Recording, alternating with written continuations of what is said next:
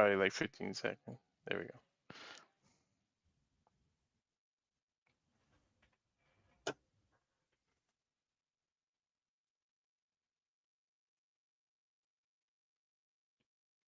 What is going on, everybody, and welcome to another Simply Reliable Studios watch-along presentation, this time for GCW Game Changer Wrestling Hit 'em Up. This is a simulcast as we've got this going along, as well as House of Glory going on high intensity on a separate stream. But for the GCW call, it is I, the Renegade of Wrestling, J.J. Williams, joined by Mr. Reliable Walter Cruz. And man, the hits just keep on coming. We just got done with the WWID showcase. We had about an hour break, maybe about 45 minutes. And now we are back to keep the action coming, to keep the professional wrestling coming. Like I said, we've got a double feature going on, as over on the House of Glory side of things, the He-Man James Hebert and the Wrestlefish Ryan will be doing the call for that. But here in the land of GCW, it is Mr. Reliable. Walter, how are we doing? Long time no see. Yeah, right. About an hour ago. I'm doing fine. Looking forward to this. Back to the regular rules of GCW, what it's known for, the gender matches and stuff. So looking forward to the regular GCW. It was a tame WWEID GCW people, but tame rules. Now it's back to what they're known for. Yep, and they're known for a lot of different things, man. Like I don't like trying to put GCW in a box. A lot of people try to put them in a box and just, they're hardcore wrestling, they're extreme wrestling. No, they're way more than that. They're intergender wrestling, they're tag team focused, they're athletic, they're technical wrestling.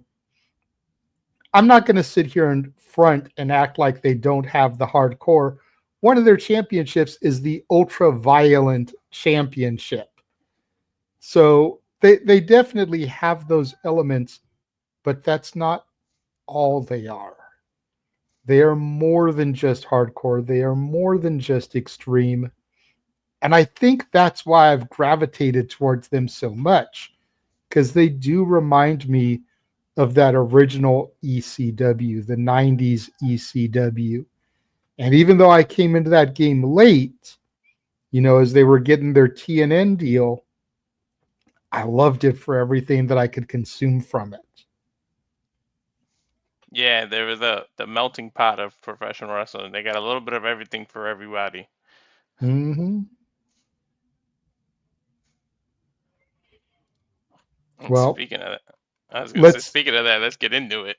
Yeah, I was going to say, let's start running through some of these matches, because we got a lot. Whereas the last show, there weren't as many matches. We've got 7 matches plus an appearance.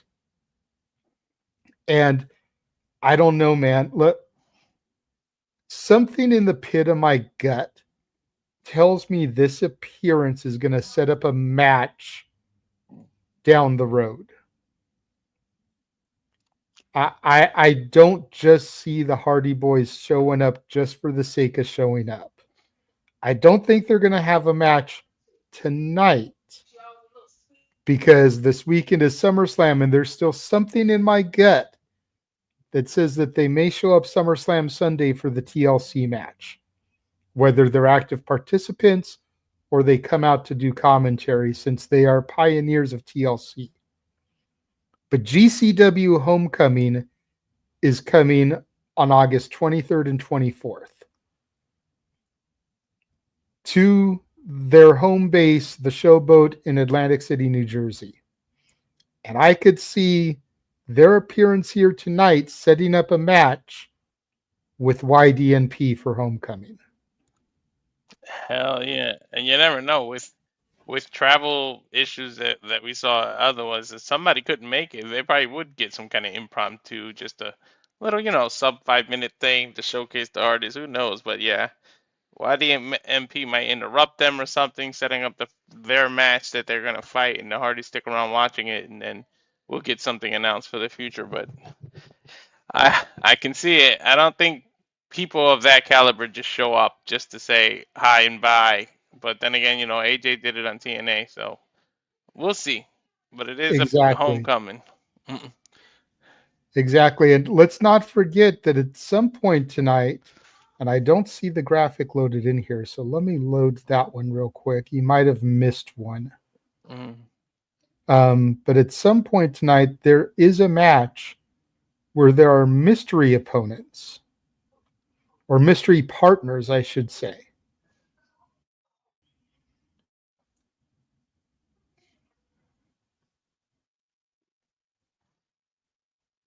And could the Hardys end up being those mystery partners? Oh yeah, for Shotzi Blackheart, that's true.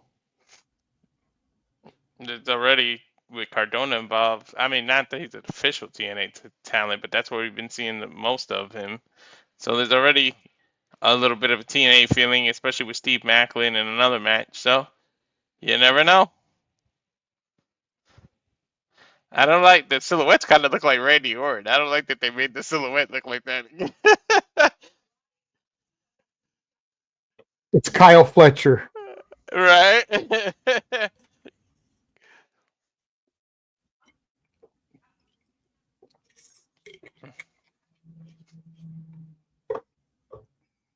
What's up, Wesley?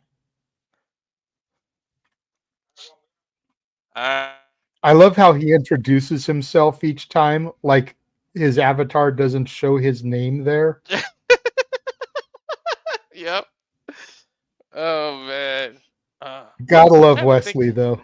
Yeah, I'm trying to think of who else could they be. I mean, there's silhouettes of men, but they could be women to back her up. It could be It anyone. could. Yeah.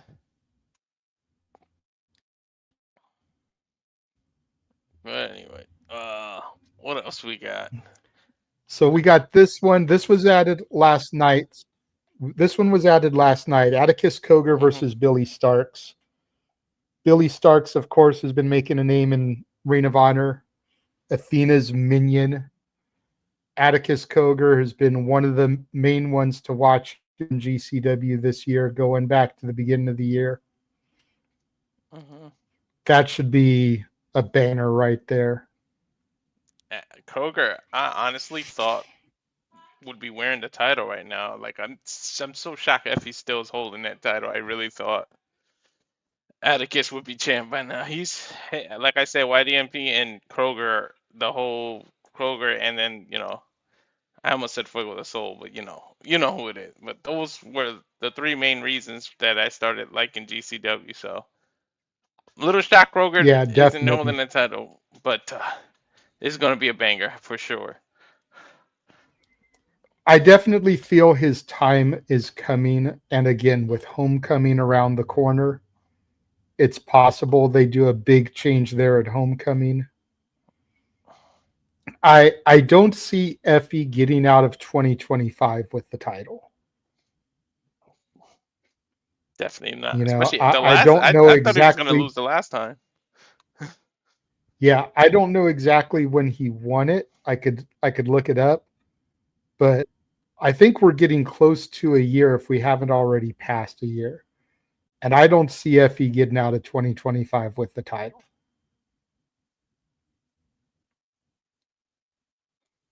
Definitely not. Let's see.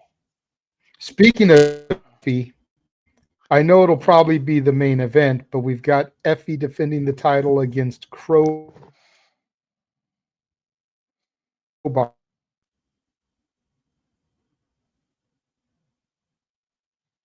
Yeah, and this is why I said that about 2025 because I barely see him get past Crowbar, to be honest. So, hmm,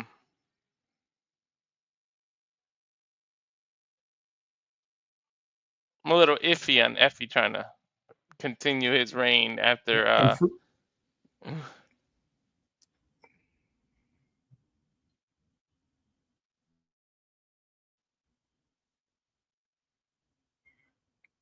Yeah, I hear you.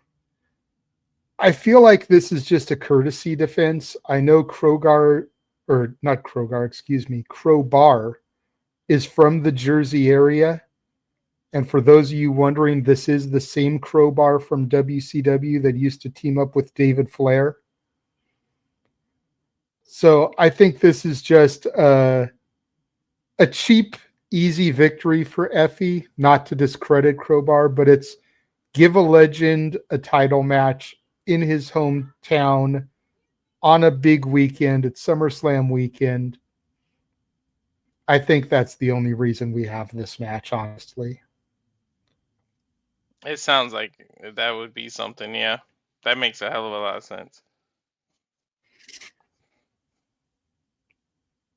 Then we've got YDNPM, Alec Price, Jordan Oliver, and Marcus Mathers taking on Gringo Loco, Jack Cartwheel, and the man who just became the inaugural WWE ID champion, Cappuccino Jones. This is going to be a banger. I'm curious where they place this match on the card because traditionally, YDNP are the curtain jerkers because their matches are so high energy, so fast paced. They're a great way to get the crowd hot for the show. But Jack Cartwheel and Cappuccino Jones literally just ended their match about an hour ago for that championship. So you want to give them a little bit of time to rest, get their breath, maybe grab some food, go take a shower, change their ring gear, you know. So I'm definitely going to be curious to see where on the card they throw that one. You know what I Me mean? too. Me too. Yeah, it'll be interesting, and it's gonna be interesting. I mean, I know what Cappuccino said at the end after he win, but he just literally beat Cartwheel. So is there gonna be a little animosity on that side of the tags? I mean, I doubt it, but I mean, they might be in there. You never know.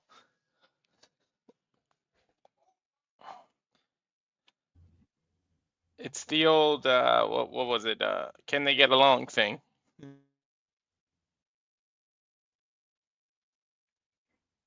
We will find out in due time.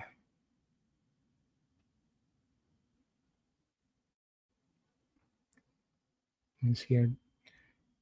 If you can hear me okay, give me 1 second. Go ahead and take the lead here. Okay, cool. Um, then I'll go from there to what think you talk about bangers.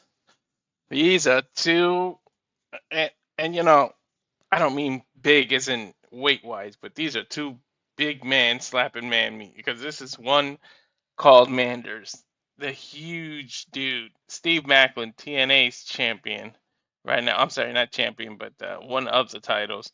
Steve Maclin, two big men slapping meat. This right here has the potential to steal the entire show. Now, you said the other one that you were curious where they place it. I'm real curious to know where they place the one called Manders match because they might steal the whole night. These two men are gonna go at it, and it's gonna be hard hitting. Thank goodness GCW has no rules because you can't bind neither one of them by rules because they're gonna probably go all around that arena. Be careful, fans, because you're probably gonna have two big men in your laps during this match. Absolutely. And Manders needs to be careful because he's fighting at Bloodsport tomorrow.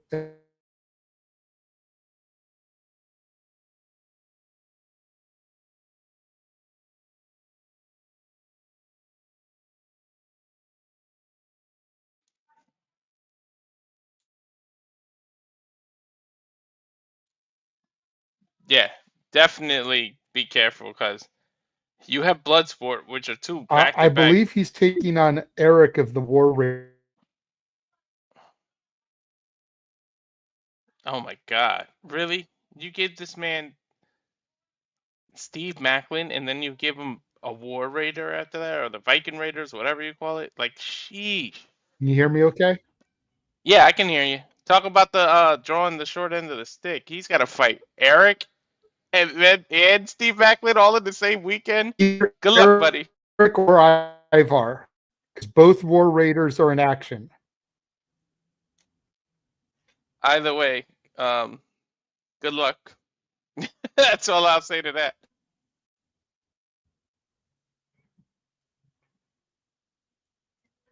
Yeah, it's going to be nuts. So he needs to be careful in this match with Maclin. You know, and then you want to talk about something that's going to be violent and hard hitting. Mance Warner and Bear Bronson.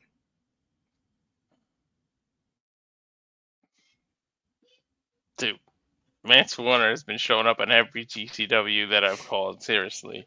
And we know his crazy ass and what he does in TNA, but when he gets in GCW, it's a whole nother side of him. So we'll see what little kid he messes with in the crowd, because he tends to do that. And then Bear might be a number one contender soon after that last match we saw him in. Those were two big man slapping man meet. But especially the way it ended, and it seemed like Bear teased like he wanted that title shot. We'll see what happens. But yeah, this is, I don't know who to pick. These two are gonna be going at it, and I know. My gut my gut is saying to go with Mance Warner because he's more of the regular to GCW. My Hmm. heart wants to say Bear Bronson because he's just kind of coming there and he could use a huge victory. Yeah. One thing I know, some kid is gonna get messed with because Warner has been doing that every GCW show. He's been chopped by a kid, messing with a kid, and then his opponent then for lets that kid chop him in the middle of the match. This shit is funny to me. Yeah, I agree.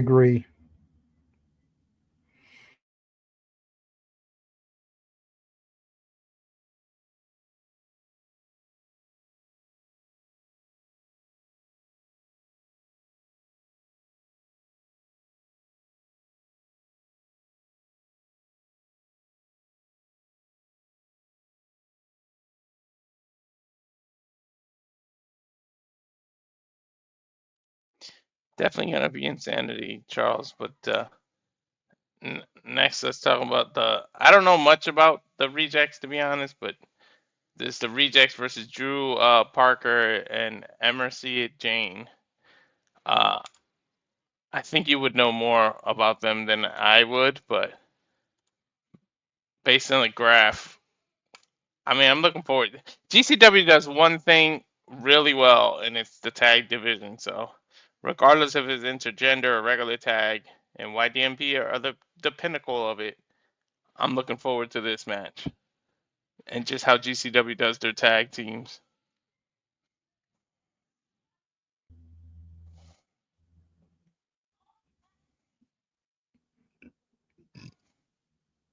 Where were we?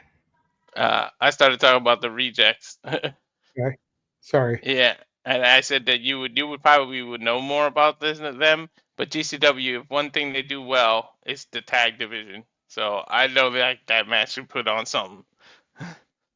Honestly, I know nothing about them. Okay, so I'm not the only one. No, I've seen John Wayne Murdoch. I was telling you backstage, I've seen him in Tournament of Survival, but that was singles action, not tag action.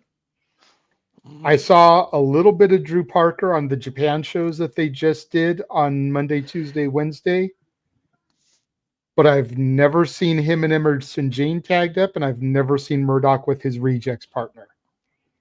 mm, So I know a little bit about two of the competitors here, nothing about their partners, nothing about them as tag teams. So this is going to be interesting because it's the one match on the card that I'm literally like glowing blind into. mm. But like I said, that sometimes that works in our favor because it gets us to be shocked and surprised, and I love it. Mm-hmm.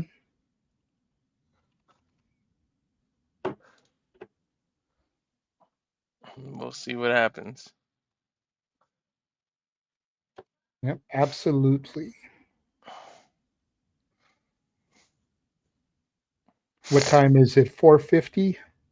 Mm-hmm. Okay. Well, why don't we take this opportunity before the show begins? And we're going to run our watch along trailer. Give me just a second because I'm not sure if the current one is loaded in here. So let me load it just in Mm-hmm. case it's not the right one. But let's take this opportunity before things really get rolling to do that. What I mentioned to you off air is just Mm-hmm. about here. So when that comes back, I'll just let you be solo for a couple of minutes, and I should be Okay. situated before the show actually goes live. Okay, cool.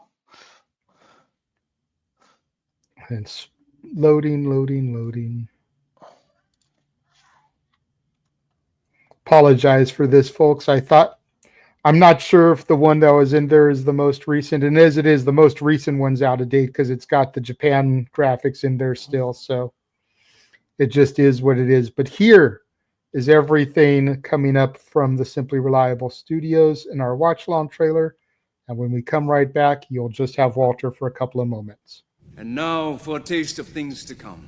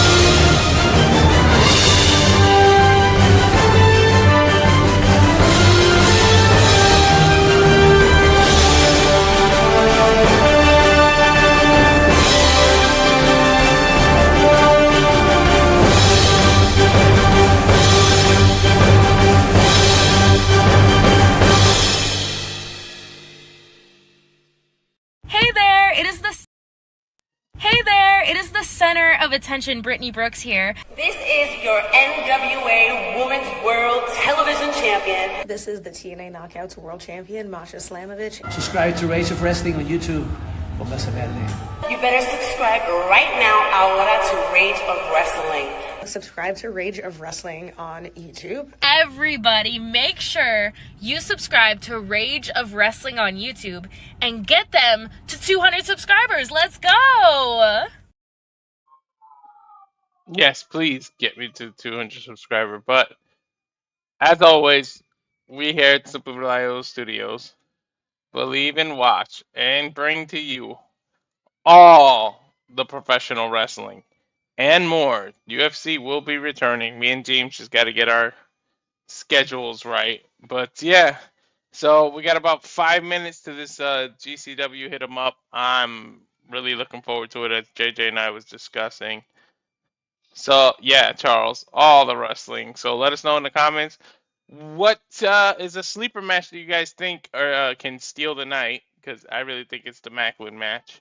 And what's your main event? Because just because the industry puts on a certain match last doesn't mean it deserves to be the main event, or that's what people think is the main event, because things are known to steal the night, and we've seen that plenty of times over and over. I'm just waiting for this to load up. We still got a little bit of 5 minutes, like I said. So let us know in the comments what you're looking forward to. JJ will be back as soon as he can. I wish I had the other trailer that I can do. So we apologize that we had to do that. But folks, please, please, please, if you enjoy the content that we give, please listen to all those females and shout out to all of them that told you to please subscribe to Average of Wrestling. Have fun doing this. Uh, and I thank you for all of those who have subscribed, but I'm very close. A little over 30, I think it's 34 last time I checked, or 33 maybe. Subscribers away from reaching that 200 goals so I can get to Vegas and go to WrestleMania. Get out of my wife's hair, as she puts it. Especially now with this move. I made a big move from the East Coast to the West Coast. I am now in JJ and Jeff's neck of the woods. Well, opposite sides of the state, but still in Cali. So, and again, we apologize for the delay. Just winging it a little bit here, waiting for the show to start. JJ's got some personal things he took care of. So let us know in the comments. What do you? I almost stole Cody Rhodes' line, but what do you want to talk about? Charles saying I'm more curious about what the Hardys are gonna do, or are gonna do on this show. Me too. Like I said, they're legends in the game, and I don't think it's coincidence that they're just popping up here. Why would they show up? And it's like, what are they gonna do? Just intro everything and leave? I think it's gonna be more than that. So we'll see what they will do.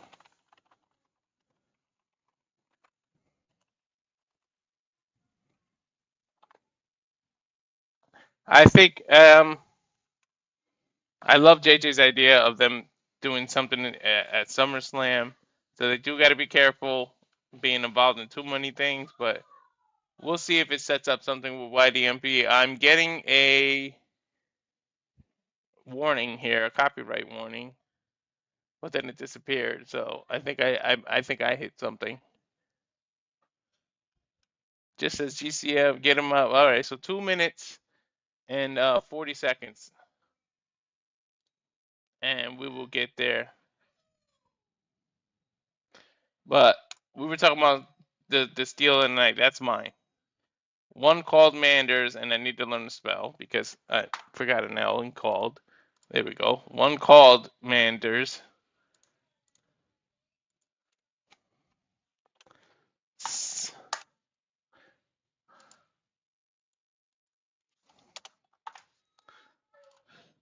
Versus Steve Maclin is my sleep.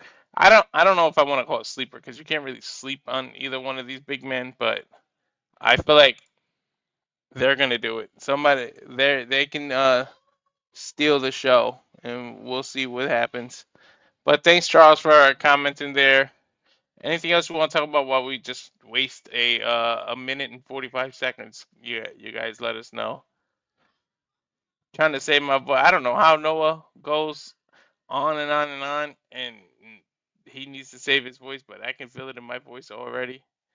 Gonna ask my son for some water in a minute.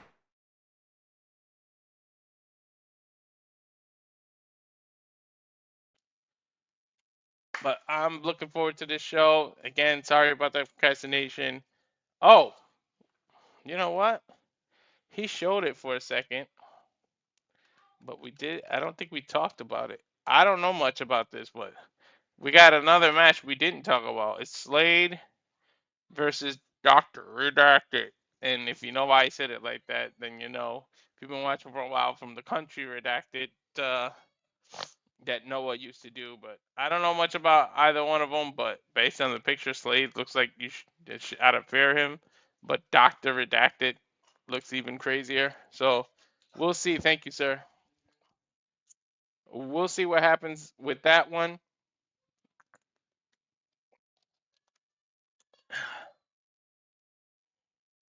Definitely insanity, Charles. Definitely. We'll see. Tonight will be a game changer. There's your pun. Game changer wrestling. GCW. Tonight will be a game changer. We'll see. It's a fact with all the wrestling. Puns activated. I threw so many puns out earlier if you watched James and I during the Cappuccino Jones match, so I may calm down with that one. We'll see. We'll see if I'm feeling it, but I might try to break JJ. We'll definitely see.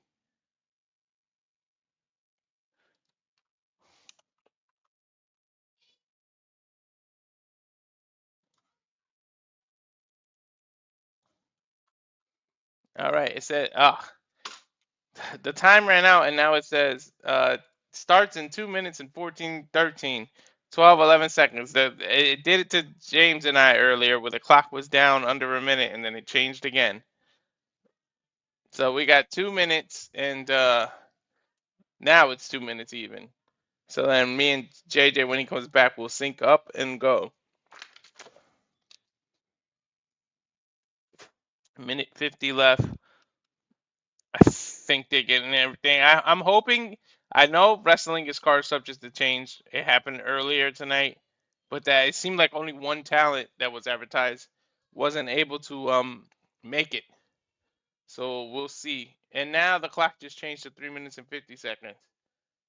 I'm thinking something's going on in GCW. I think since we got 3 minutes, I'll run that trailer one last time.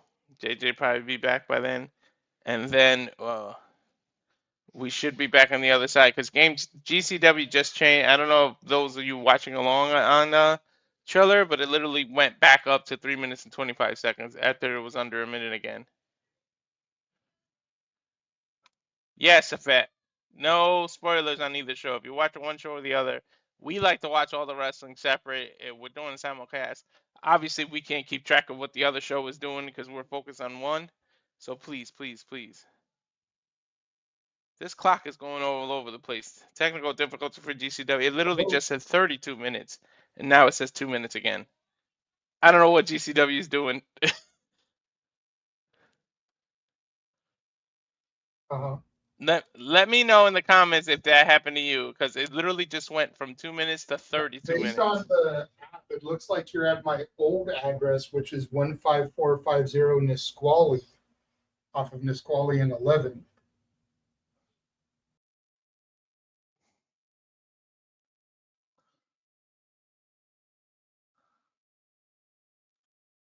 Well, Charles, I'll give you my reaction.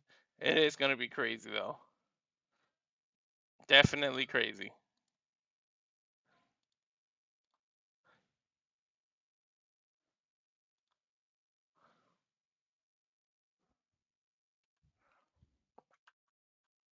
And sorry I got quiet, folks. I really don't know what happened. The clock started over again, and I'm just trying to figure it out. So you know what? I am gonna run the trailer one last time, and then we'll be back. And hopefully GCW gets their thing together. But we'll be back. And now for a taste of things to come.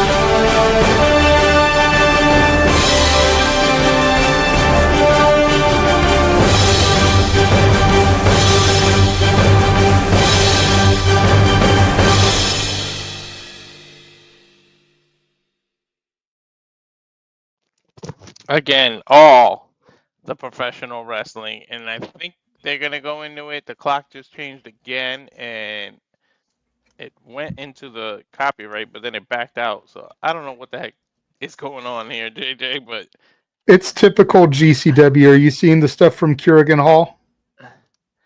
I had to refresh. Hang on. Oops. What happened was it went to like 1 minute and then it went to 32 minutes out of nowhere. It was so weird.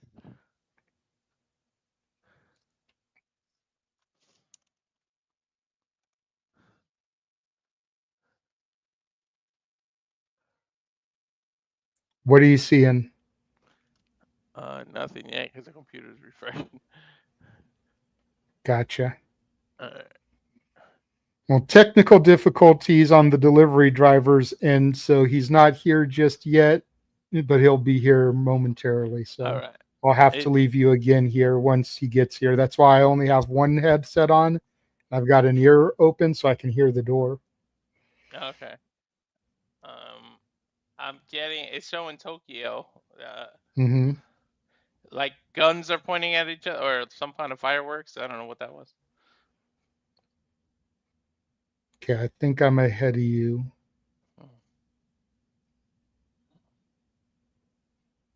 So I will pause it once this video package is over, and then you let me know when it ends for you. Okay. I'm trying to figure out who the song is because I recognize the voice. Okay, I went black. The video just ended for me. The word "the" is on my screen. Okay, you're ahead But of I me paused it. now. I paused Last it on the word "the." Outlaws. Yeah.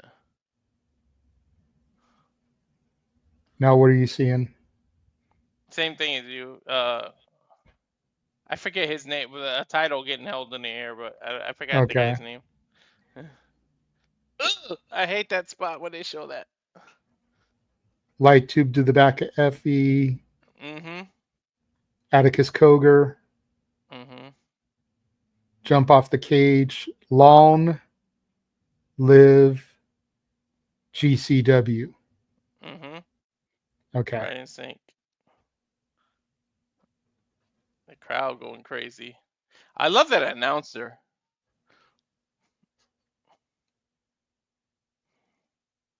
I was telling James that the announcer just looks like some dude they took out of the crowd. It was like, hey, you want a job? Right? He just looks like a fan, and I love it.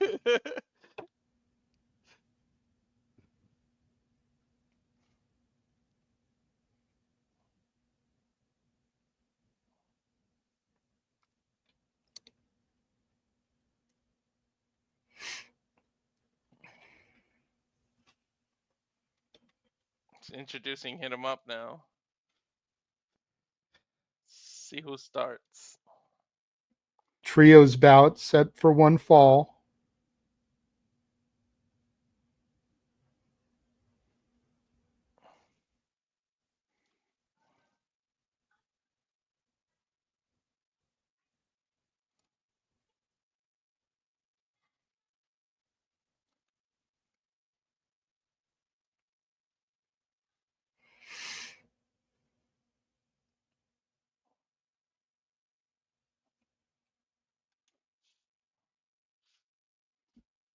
They're starting out with the YDNP match. Cappuccino Jones, Jack Cartwheel, and Girngo Loco all making their way to the ring.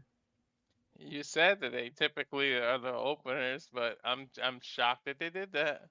Yep. Cappuccino with his WWE ID championship holding up as he drinks his cold brew. That's what I was curious about, if they were going to actually show that. Okay, now, as much as it's going to suck for James, you just did all the coffee puns.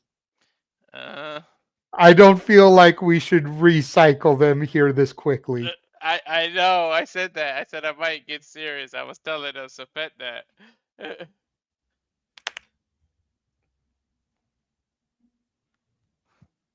For some reason, I really want to see Jack Cargill versus Ilya Dragunov. I don't know what it is, but I want to see those two go at it. I think it's just the fur coats in their entrance or something. I don't know what it is, but I want to see Ilya versus Jack Cartwheel. I think that would low-key slap. I'm not going to lie. Yeah. And now here comes YDNPM. Alec Price, Jordan Oliver, the GCW Tag Champs, Marcus Mathers. Alec Price wrestling his third match because he went back to back on the ID showcase. We thought we were crazy. We are, but that's another story. And you know, Gringo Loco's been impressing me too, man. The last few times I've watched him.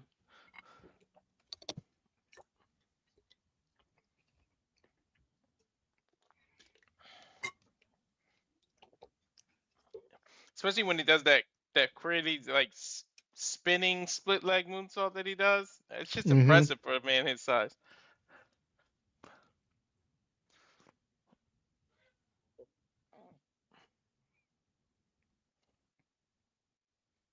Wait, it's not Marcus Mathers. They replaced him with somebody. Oh yeah.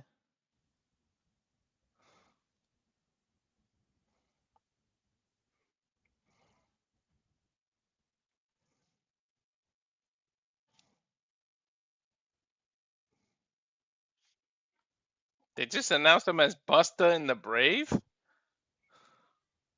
Busta and the Brain. Oh, one is there. Okay. Pinky and the Brain kind of reference. Mm-hmm.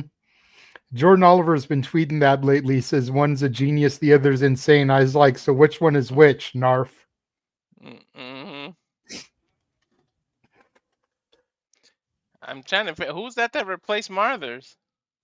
I'm not sure.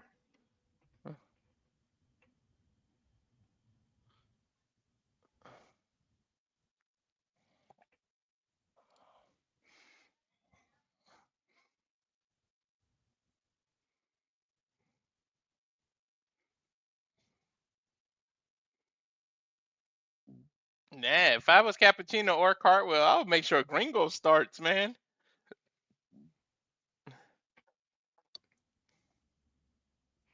Well, and I believe it's Veda Scott on commentary just mentioned, if anybody beats an ID prospect that's the champion, you become ID'd yourself. So can you imagine if Jordan Oliver or Alec Price are able to pin Cappuccino Jones here? That would mean one of them would get ID'd. It looks like we're going to start off with Jordan Oliver and Gringo Loco, to your point. Mm-hmm. Or no, it's the other guy. Mm-hmm.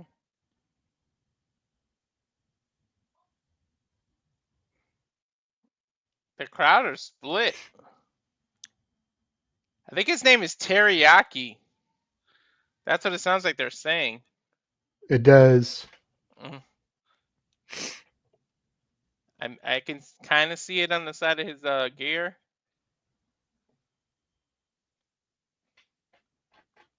It's spelled weird. It's spelled with like 2 R's.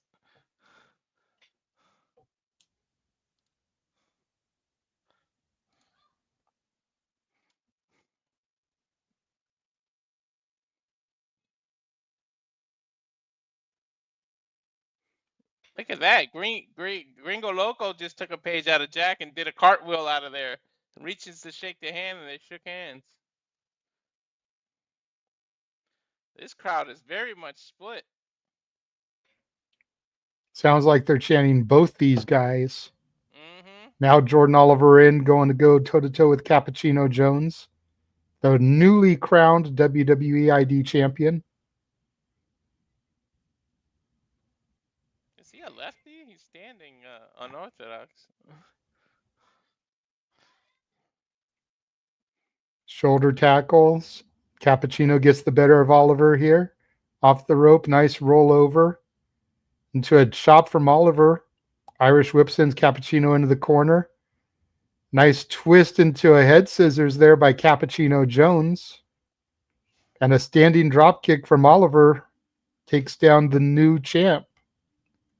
Damn, Cappuccino almost flew across the ring after that drop kick. Dude almost flew into the opposite corner. That was a hard drop kick. Double team maneuvering here now by YDNP. Cappuccino's got to be exhausted, but YDNP fought previously as well, so I don't know if it's quite the same advantage.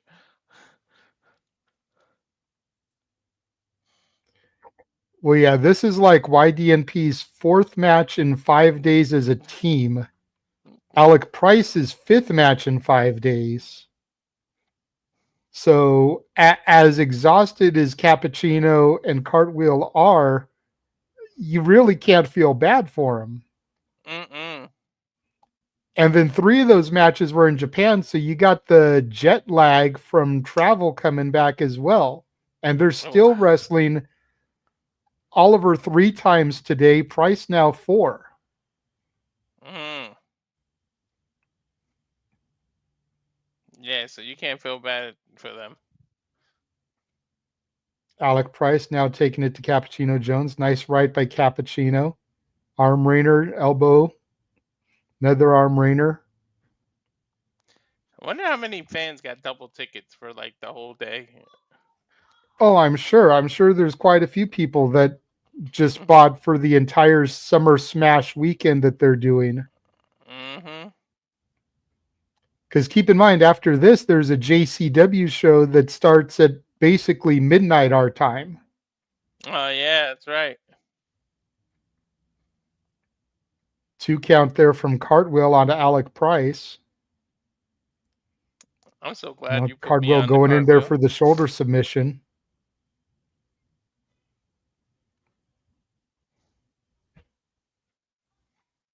And there's definitely some cohesion between these 3 men because Girngo, Loco, and Jack Cartwheel are part of a stable called Los Desperados.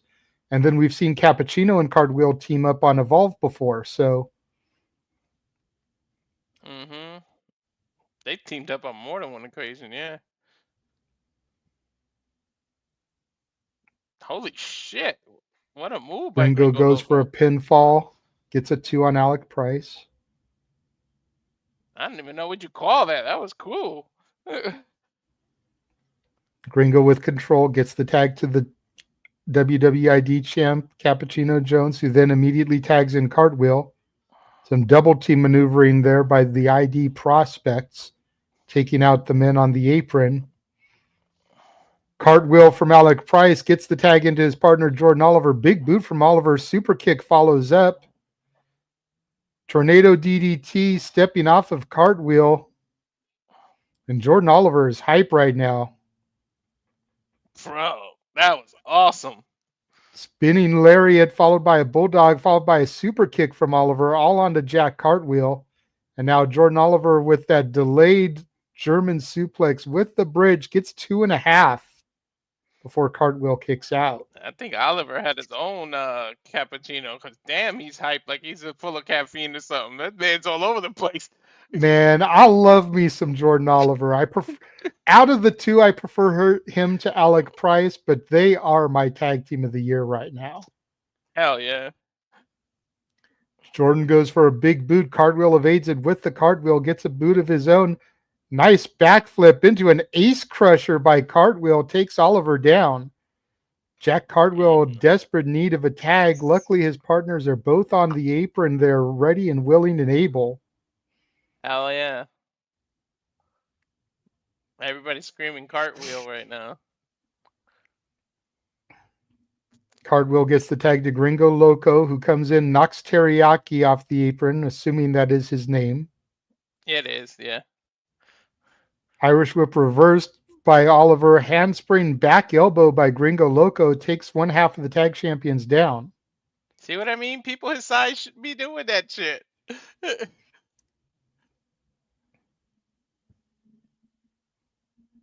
High rent district. Swanton bomb by Girngo Loco, and of course we'll see the Hardy Boys later on tonight. Kick out by Oliver at about 2.5. I see what Gringo's doing, trying to show off to the Hardys. He know they're watching backstage. Gets the tag into Cartwheel, who immediately tags in Cappuccino. Going to get a little double team work here by the ID prospects. Right hand from Cappuccino to Jordan Oliver into the Death Valley driver by Cartwheel. Only gets 2.5.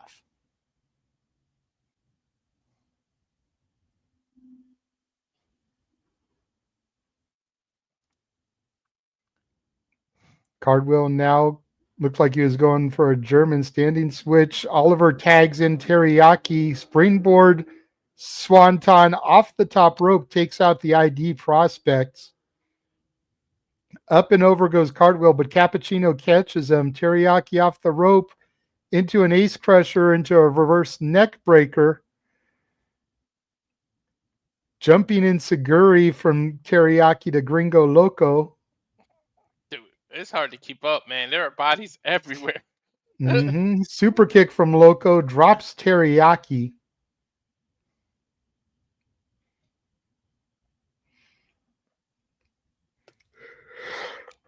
Swanton bomb blockbuster double team there from Cartwheel and Cappuccino. Cartwheel goes for the pin, but Teriyaki kicks out at 2 3/4. Dude, that was a crazy ass double team move. Now Cartwheel is going to fly. Cartwheel backflip over the top rope to the waiting fans on the outside, then Tarzan's his chest. I remind you. Now Gringo Loco, the big man's going to fly. Swanton over the top rope there. There's no tape delay. There's no nothing. These are the same people we just watched wrestle a little over an hour ago, and they're For going real. like it was last week we saw them. Like literally, Cappuccino and Cartwheel maybe finished their match 2 hours ago. Yeah, I'll be right back. no problem. Teriyaki able to avoid that. Gringo and Teriyaki are both on the rope. Uh-oh. Electric chair position by Gringo Loco. Spins Teriyaki and does a power bomb off the top rope. Gets a 1, a 2. Alec, I think it was Alec Price who was able to break that up. That was 2 3/4 there. And yeah, I agree with you, Safet. Holy shit, what a move. I think it was both Grace and Oliver that were able to break it up.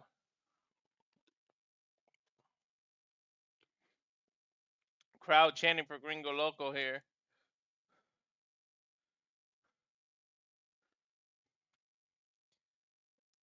I mean, I think we're dead even right now. Anybody's match, we're at a stalemate right now. Cappuccino, the ID champion, coming in, grabbing Teriyaki. Nice forearm across the jaw. Sits Teriyaki in the top corner. Meets him up there. Dangerous territory here. Has him in a superplex position. Let's see if he can get him. Superplex! But he holds on, rolls over. And now Teriyaki turns it around, reverse. Oliver in, big boot to Gringo Loco. Loco with a spinning kick. Oliver with a clothesline that flips Gringo Loco over. Price is in there against Jack Cartwheel. They're exchanging kicks here. Super kick by Oliver. Cartwheel bounces off the rope, flips. And a clothesline from hell by Price turns Cartwheel inside out. Crowd on their feet screaming GCW, and I concur. We take a look at the replay here. Look at this clothesline here. Boom! All 4 men down. There's nobody in the corners to tag. I don't even remember who's legal. It's hard to keep track right now.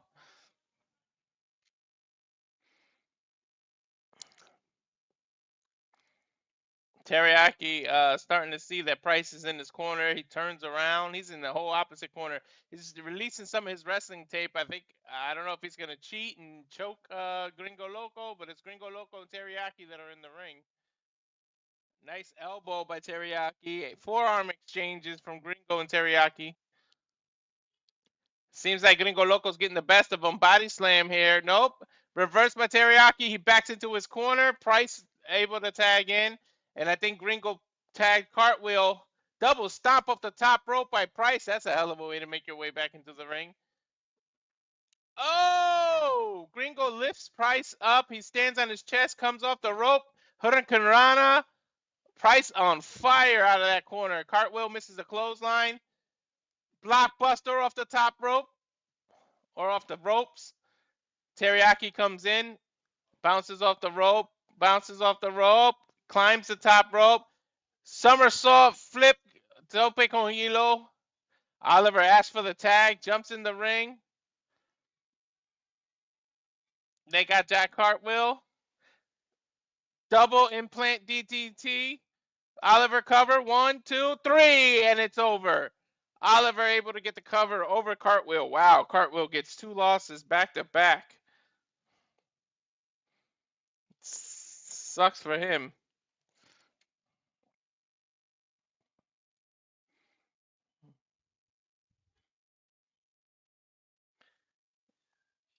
Sucks for Cartwheel, but a sudden match, a double impaler DDT ends the night for Jack.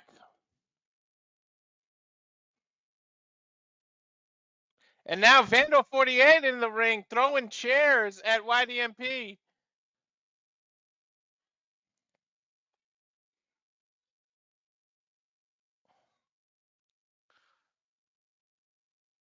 Vandal 48, pounding the chairs on the ring, waiting for Oliver and Price to get up.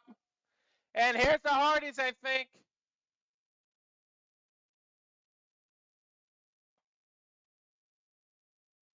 The Hardys just came out to save the champions. We talked about how they weren't there just for that. The Hardys are here.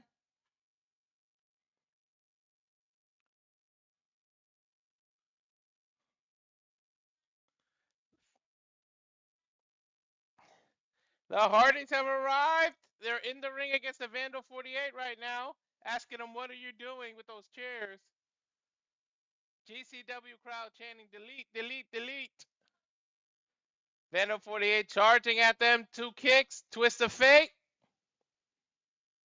A reverse twist of fate by Jeff. Matt hits the regular twist of fate. JJ called it. The Hardys aren't there for no reason.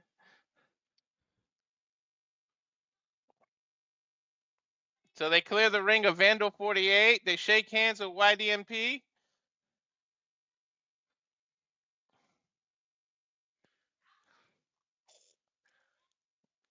And Oliver and Price grab the tag titles, but I don't know if you see it, JJ. Matt's staring at those titles.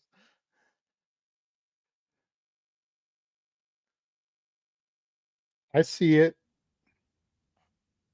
I think Matt's asking for a mic. Yeah, he's got the microphone.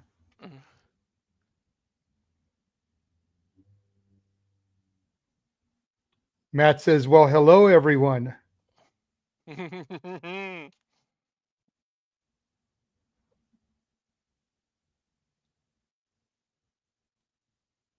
an absolutely wonderful evening to be in Game Changer Wrestling, doing a little bit of the broken voice.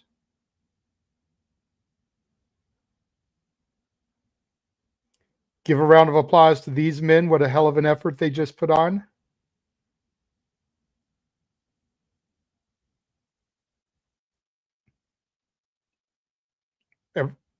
Ever since I stepped foot in GCW, I've liked what I've been seeing.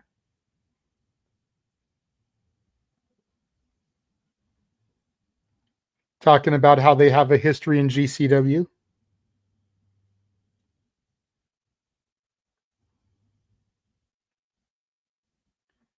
They've been in GCW as singles, but this is the first time they've been in GCW as a tag team.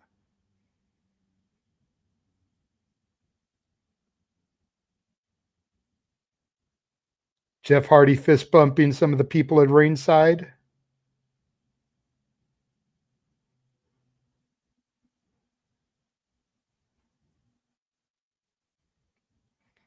Matt says there's a few people in the back that he would not mind deleting.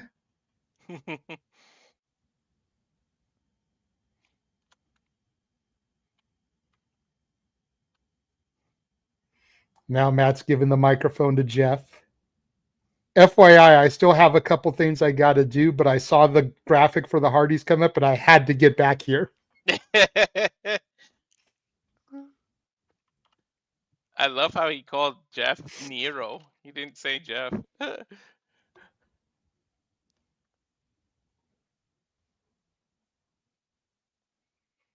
Jeff's talking about the ladder match at Slammiversary where they regained the TNA tag team titles.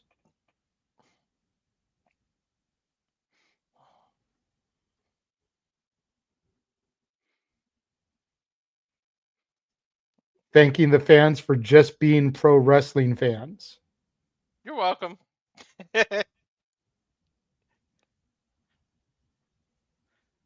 You could thank us by giving us that interview I've been looking for. Right?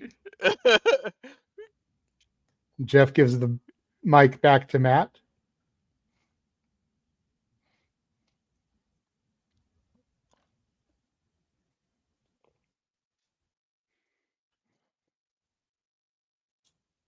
Matt wants to apologize for any Dudley fans here tonight.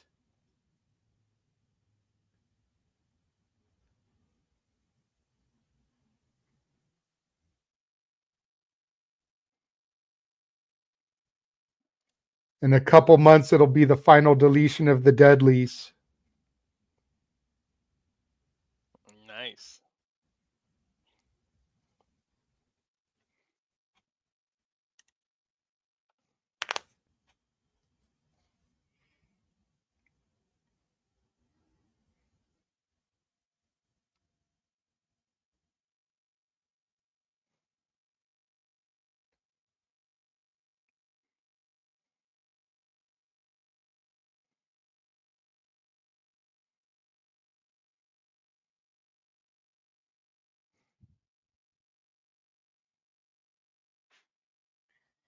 Wants to thank YDNP and Teriyaki, wants to thank Brett Lauderdale, wants to thank the fans because places like GCW are crucial for professional wrestling. Hell yeah, tell them, Matt.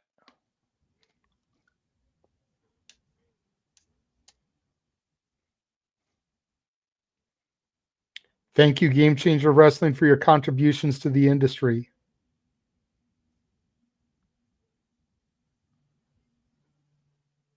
Crowd chanting GCW. Come on, Matt, issue the challenge. I know you want to. Right?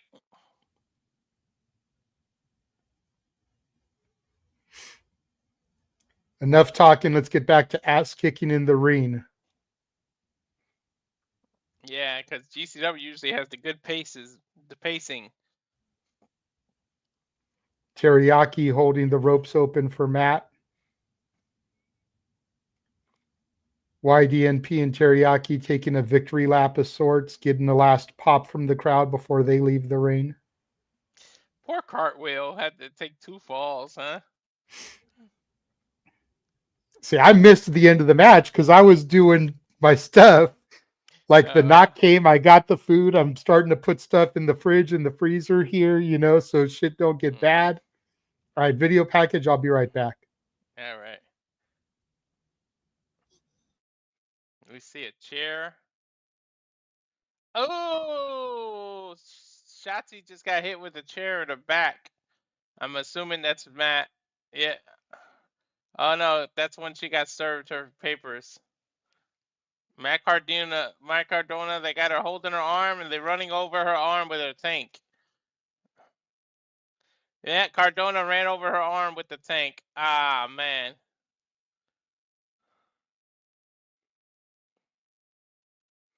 That was the package, so I'm assuming the Shotzi match is next.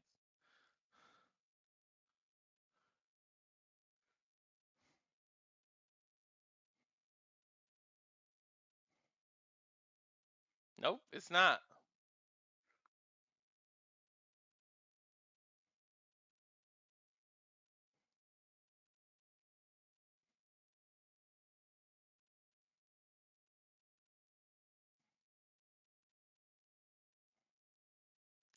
I think this is an impromptu match. They say this match is for the Jersey Championship Wrestling title.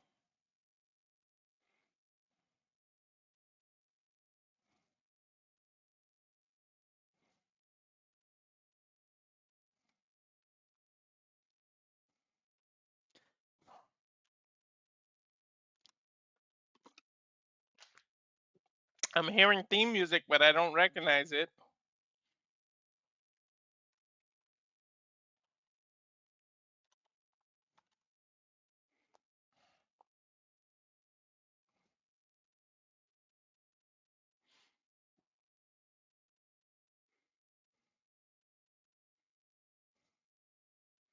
This is Gary J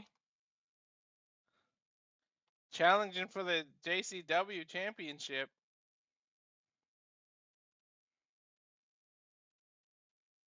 A little bit of an impromptu.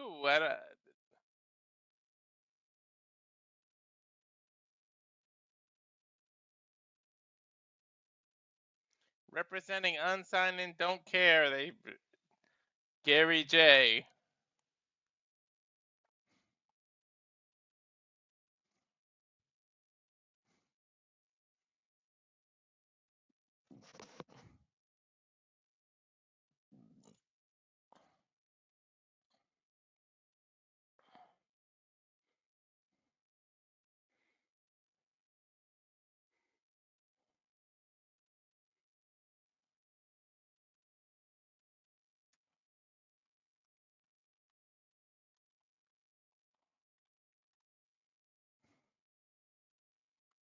So, impromptu match. Masha, who of course is the JCW champion, against Gary J.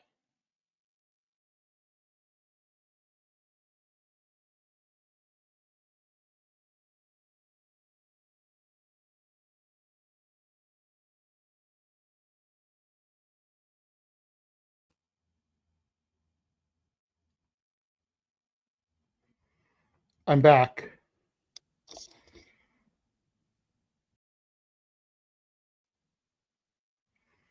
I'm back. Uh, this wasn't advertised, but we got a JCW championship match: Gary J versus Masha. Okay, cool.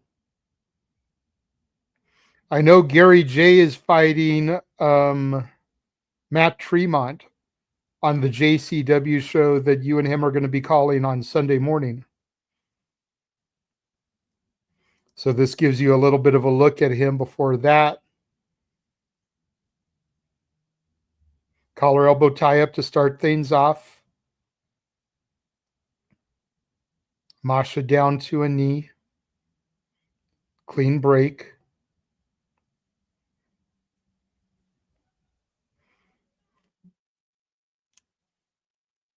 Another collar elbow tie up.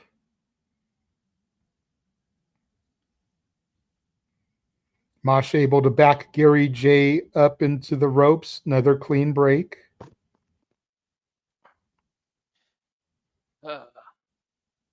Did you hear what I said while you were muted? Oh, no. Okay, so this guy, Gary J, is going to be fighting Matt Tremont on the JCW show Sunday that you're going to be calling with James. Yeah. So it gives you a little bit of a chance to scout him out because I don't think James has seen him before. So you'll have some knowledge on him going in because of this impromptu match. I love that they call him Unsigned and Don't Care, or Unknown and Unsigned and Don't Care. Gary J gets tripped up.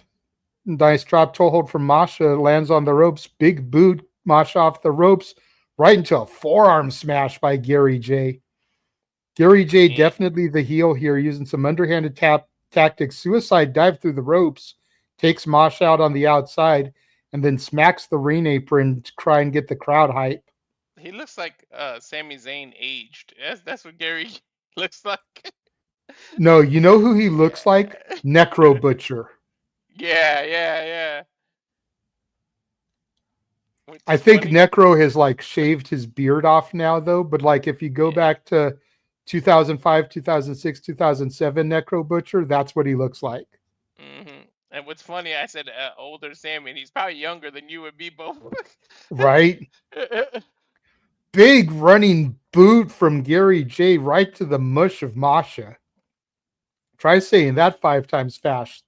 Mush of Masha.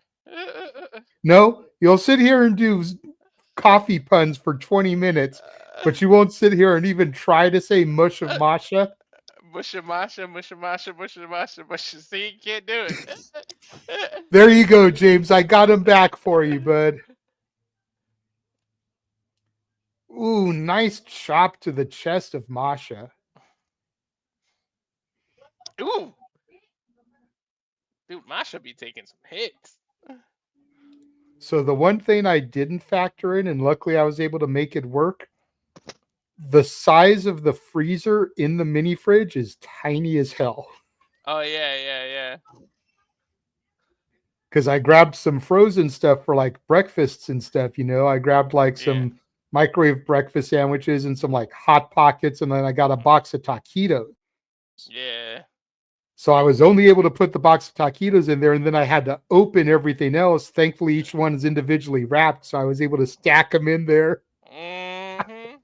That's the thing about when the hotels, they're always so tiny. It's all good though. I made everything else work. Like the room in the fridge, I got all my sodas in there because I ordered a 12-pack of soda. Almost 2 3/4, almost 3 whole sodas filled this up. So the other 9 went into the fridge.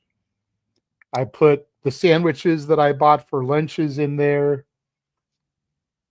So everything else was good, but just that freezer stuff, I thought I'd have a little bit more freezer room than I did. That's how it is with them hotels, man. That's why when we go to Vegas, and we are going to get to Vegas, damn it, I believe 34 more subscribers. I believe we will get there. So when we get to Vegas, that's why we're getting an Airbnb and we're not getting a hotel. Hell yeah. Because an Airbnb will have a legitimate refrigerator. And with 4 of us, we need a legitimate refrigerator. Hell yeah. Especially since me, you, and James are fat and Noah eats like a fat man. Right? It's like, I don't know where he puts the food that he eats, but he eats like a fat man based on the pictures he's posted. He puts it into us. He somehow transfers it. Rising knee strike from Gary J right to the face of Masha, and then a stomp to the back of her head. Apologies to the fans for diverting from the match. Should have waited until the commercial break, or the hype video break, I should say. There's not commercials on these shows, but You could have broke Masha's nose right there, man. Some people might think that's an improvement. I know a lot of people that think Masha Slamovich is ugly as hell. And while she may not be as conventionally pretty as a Tiffany Stratton or a Jade Cargill or a Bianca Belair, she's attractive in her own way. She's attractive to me. The fact that she's willing to do this to her body is attractive to some people. Hell yeah. Then again, she's Russian. She don't give Gary a J shit. gets on his shoulders. She weasels down. Nice side belly to back suplex. Damn. I think Gary might have landed on his head right there.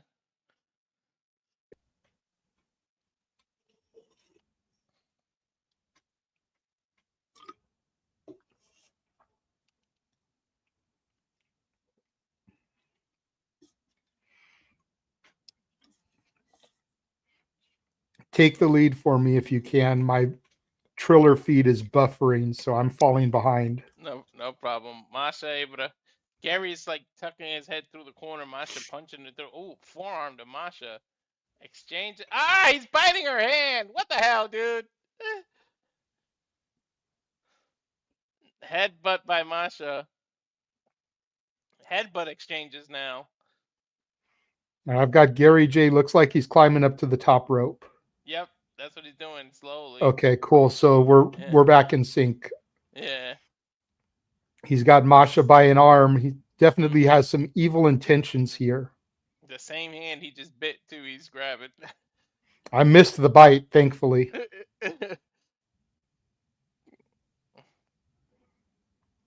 Masha's countering. Looks like she's going to go for a superplex. Nails it. But what did that do to Masha? She can't capitalize. She can't get over to Gary J for the pinfall. She's writhing in pain. And even if she could get to Gary J, he's right there at the ropes, and he's got the long limbs. Look again at that superplex. Oof. Oof.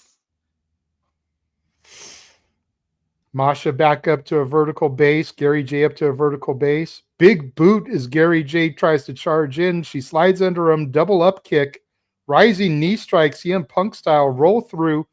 Yakuza kick from Masha. Bounces off the rope. Spinning Sidekick there. Rolls Gary J over, gets one, gets two. Gary J kicks out. Little shocked that he kicked out, to be honest. I'm not. Yeah. I forget Masha's finisher, but I know that's not it. So I'm Yeah. not surprised he kicked out. Well, she's the snowplow and damn, what the hell did she call the other one? Requiem? No. Gary J in the corner. Kick to Masha's head. Looked like he went for a sling blade off the top rope, hooks the leg, gets 2.5 on Masha. Masha kicks out. Mm. Could you imagine if Gary J picks up the victory here? Would the match against Matt Tremont be title for title then? Almost by default, right? We don't like you, the crowd is chanting. I don't think he cares. Yep. I don't think he got in the industry to make friends. Nice small package by Masha, gets 2. Gary J kicks out. Mm-hmm. Another running forearm strike to Masha, backs her into the rope. Gary J off the other side. Another rolling kick from Masha. Damn, she called him Goes flush for with the the draw pin. with There's that. one. There's 2. Gary J kicks out again. Nice. That's the second time Masha's hit that rolling kick, and the second time Gary J's kicked out. Almost makes me wonder if Masha lands it a third time, if third time will be the charm, Walter. Yeah, possibly. But I love when she ends with the snowplow, which she hasn't really been using lately.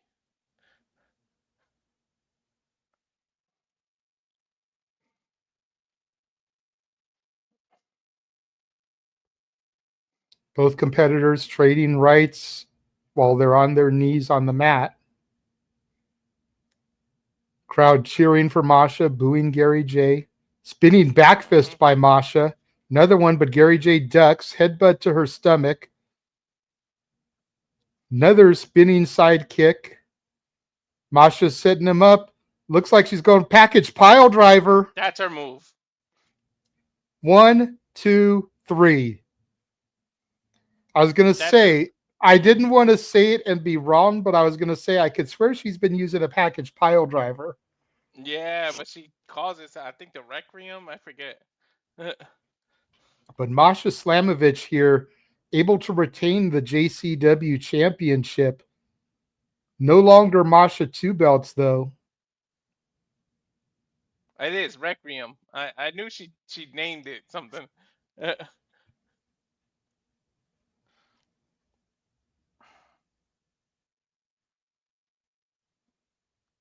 I was gonna say, dude, I didn't have a graphic that whole time, but it was because it was an impromptu match.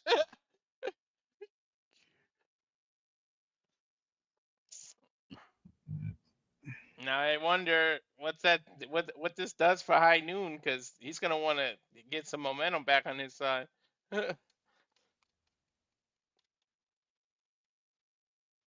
I'm getting a video package now.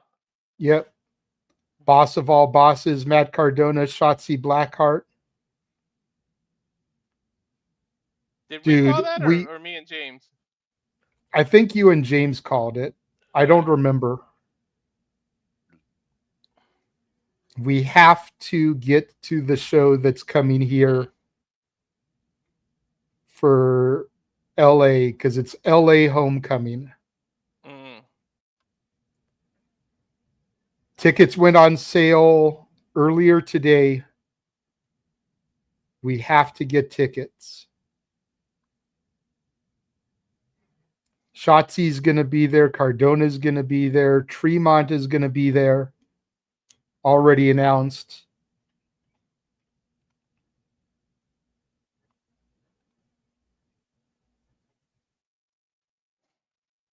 Now, you know what? Maybe me and you did do this, because I remember the Garage Beer sponsorship. Mm-hmm. This might have been All In Weekend, Yeah, which would have been me and you on the call. Because that was the other Hog show.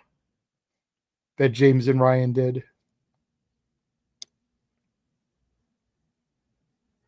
So while you were gone, they showed the video package of Matt Cardona running over her arm. I don't mean to laugh, but the tank, I guess that's how he broke her arm. But I don't mean to laugh, but it was funny, the video.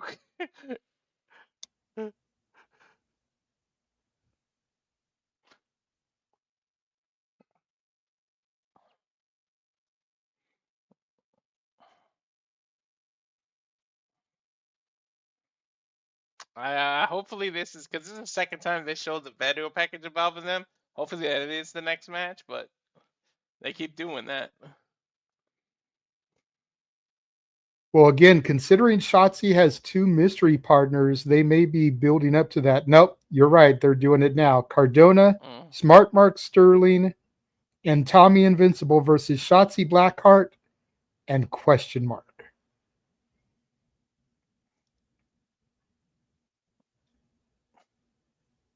Hope they save it. Let her come out second so we get some pops for the mysteries.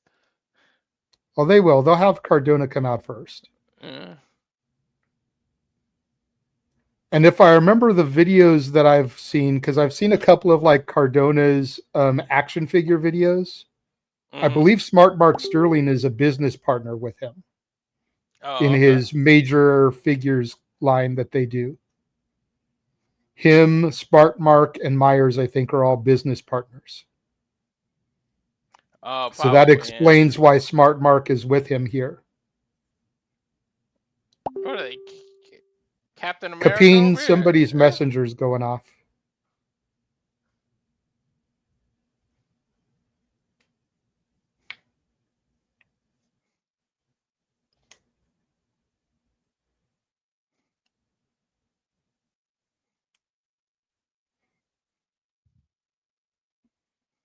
I like Cardona's outfit. I'm not going to lie. Yeah. The vest with the fringe on half of it, kind of like how Zack Ryder used to have the half shorts, half long trunks. You know, notice that one arm has no fringe, but the other arm has the long arm with fringe on it. I think that's a nice touch. And then it says the complete, but the jacket's not the complete. It's not completed, so it's funny. It's ironic.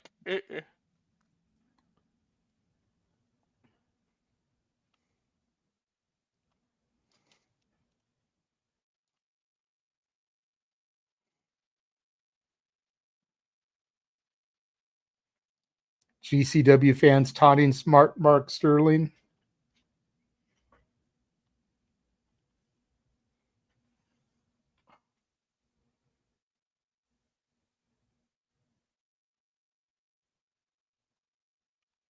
Declaring Cardona legally is the indie god. He saw the paperwork that the U.S. government did.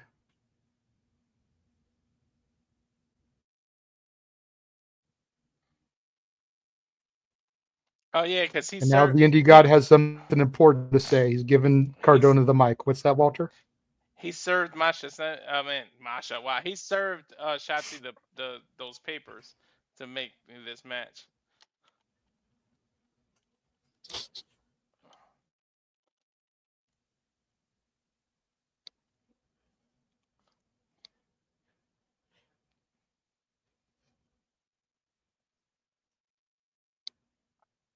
Cardona saying he is the real indie god. And he's a real American.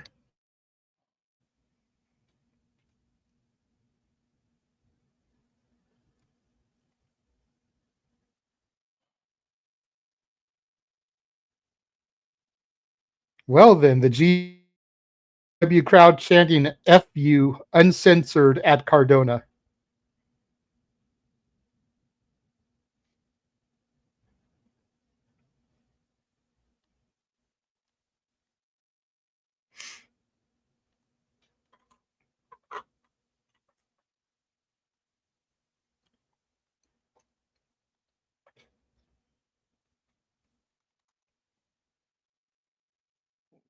Are they saying shut the F up?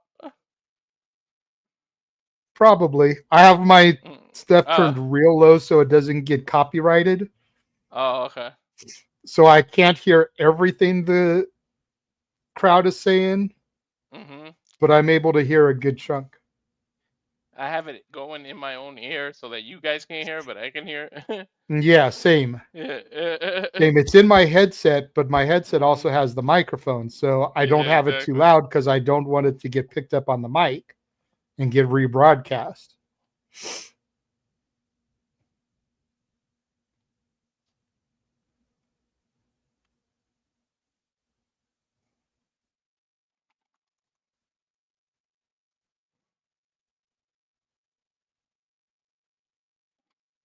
Cardona bringing out Tommy Invincible now, the third member of his team.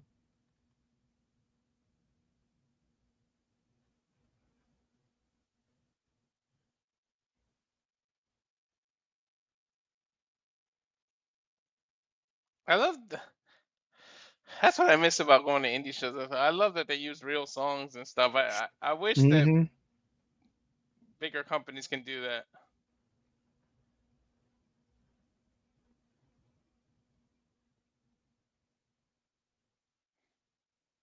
Why? What is he using? I can't tell, but you know it's a. I'm on the same boat as you. I turned it down. I wouldn't be surprised if he's using MGK's Invincible. Yeah, I think it is. I think that's what it is. Yep, it is. Okay. I'll have to add that to my GCW playlist then because I've Yeah. been trying to make a playlist of all the GCW themes. So it's got Manders, Wanted Dead or Alive on there. It's got Separate Ways for Tremont on there.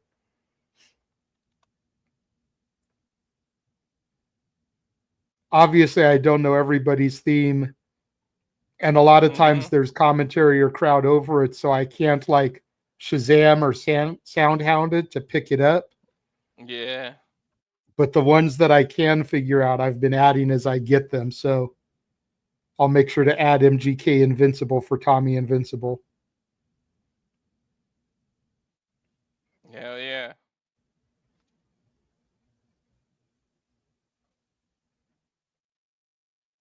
And here comes Shotzi, the ballsy badass.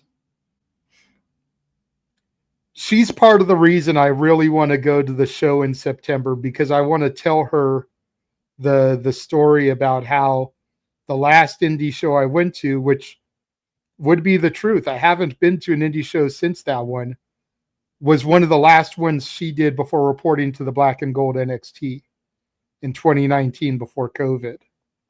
Yeah.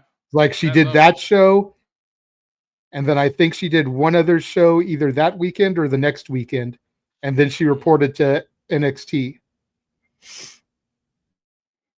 And then the next indie show I go to after that is the first time she comes to Cali for an indie show Hmm. afterwards, you know? I like Shotzi. So do I. I think she is gorgeous. Hmm. I like. It really won my heart too when she shaved her head, like as a support to Yes. hitting cancer. Like that just got me in the feels. And then I love that she likes classic horror because Hmm. I'm a huge fan of classic horror movies.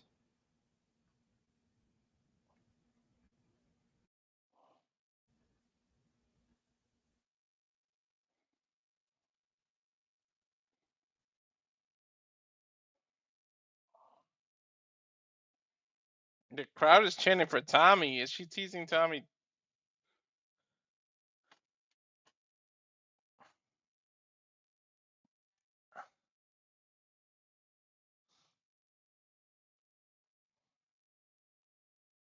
Shotzi saying, I know someone that knows you very well. And he says, play her music. So it's a she.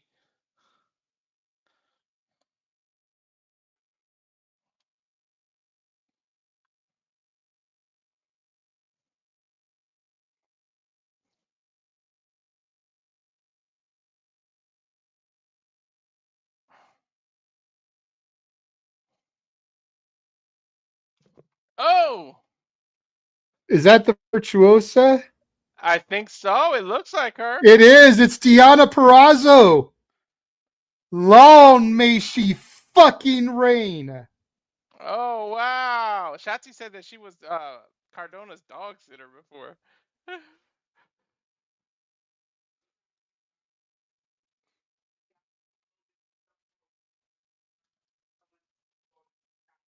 I'm not going to lie. When they said that it's somebody who knows you inside and outside of the ring, for a split second, I thought it was going to be Chelsea Green.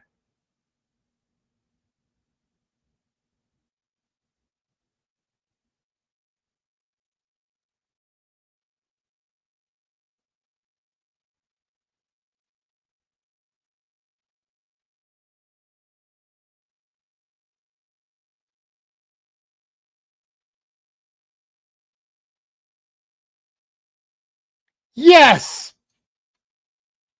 Matt Tremont. Cardona's going to die tonight. Uh, and they said that James was safe. Well, he is safe. He's not doing this call. Yeah, true. Dude, I am such a mark for Journey that it pops me every time I hear his theme song. Dude, the fact that the Japanese fans sang the whole shit. Right? Well, it's just like when WWE goes overseas and like the French fans and the Australia fans and the German fans are all singing along to like voices and shit. Mm-hmm. I mean, some countries, that's how they learn English, is the American music. It's true.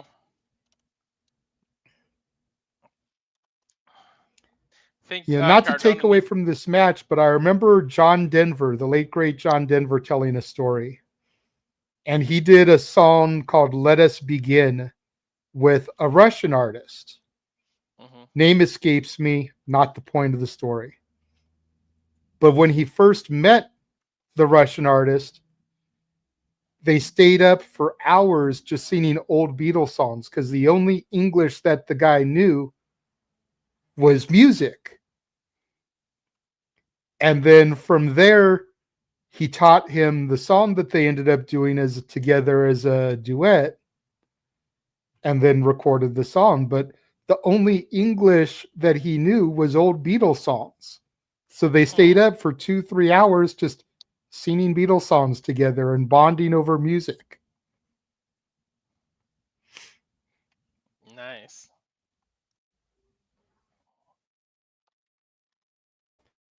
Now a smart Maclin. Collar elbow tie up. Matt Cardona might have to wrist lock applied by Sterling. Purrazzo rolls through. he might have to start a GoFundMe for his funeral here.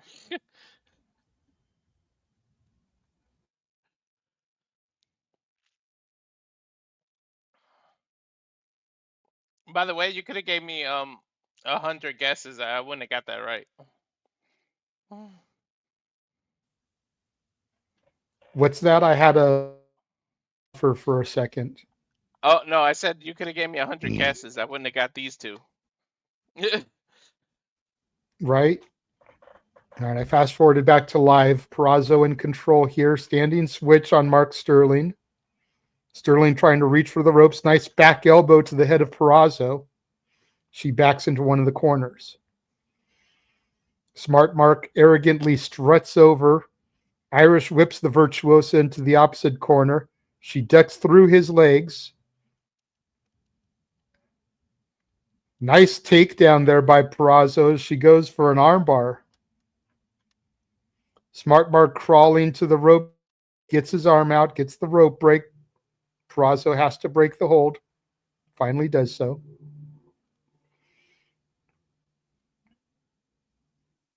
Sorry, I was updating the banner now that we know who the partners are. No worries. And now Tommy Invincible coming in for the heel side.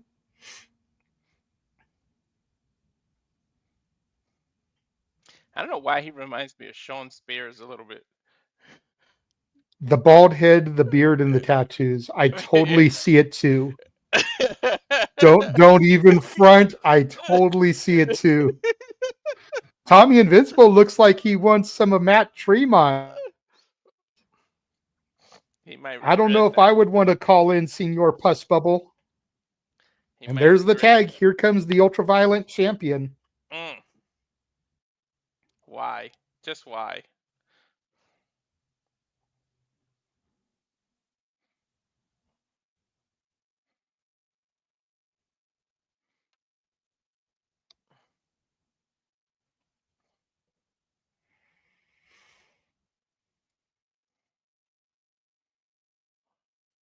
Tommy tries to chop Tremont there, and it doesn't even phase Tremont. It actually hurts Tommy Invincible. Crowd now chanting "You effed up." Now going for a scoop slam. Can't even get Tremont off his feet. Tremont scoop slams Tommy Invincible for his trouble. I'm glad Tremont is getting to have this type of match here. For lack of a better term, a comedy match. Maybe he won't bleed too bad. That's true. Stinger splash to Tommy Invincible and Mark Sterling.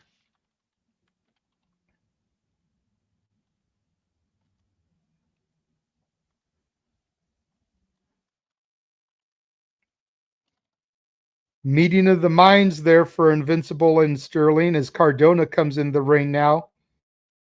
Tries to blindside Tremont.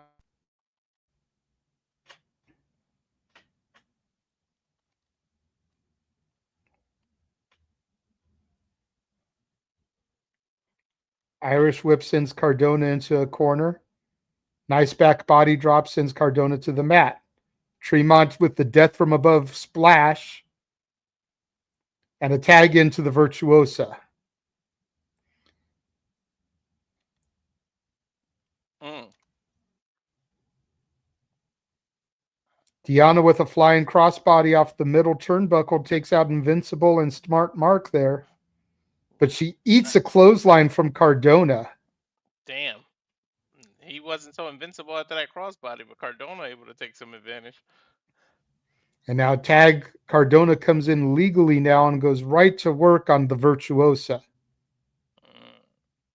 Hey, take it easy, Cardona. She used to watch your pets.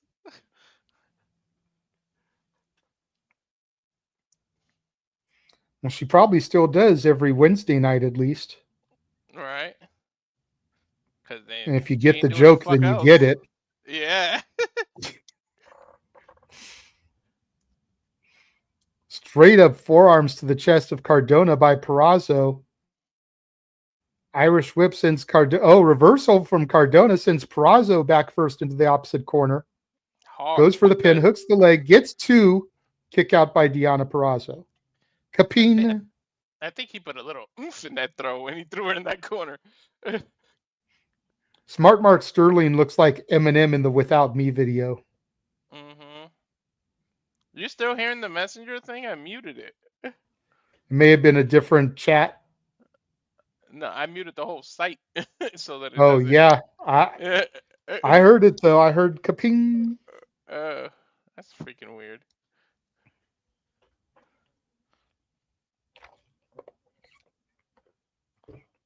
Cardona forcibly tags in Tommy Invincible. Tommy not so sure he wants to go in there right now. Oh, maybe I had to. There. All right. Maybe I have to mute what I'm sharing and then it won't do that. Tommy Invincible looks like he's calling for something here. He's got the I love you in the air. Yeah, what is that? Goes for a fist drop, but the Virtuoso rolls out of the way. Smart Mark.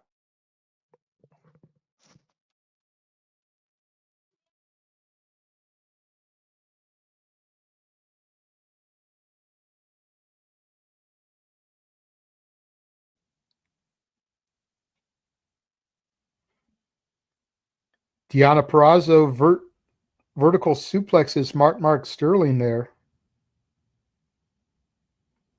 Cardona calling for the tag from Smart Mark. Gets the tag, and here comes Shotzi. The two indie gods going toe-to-toe now. Kick to the midsection, rising knee strike, forearm smash. Shotzi now with a super kick, a thrust kick to Smart Mark. Kick to the midsection of Invincible. Stunner. Horrible stunner. Tommy Invincible fell before Shotzi did. Cannonball to Cardona in the corner. And now one for Smart Mark. I think that was a botch. She going to get Tommy Invincible too? Cannonball to Invincible.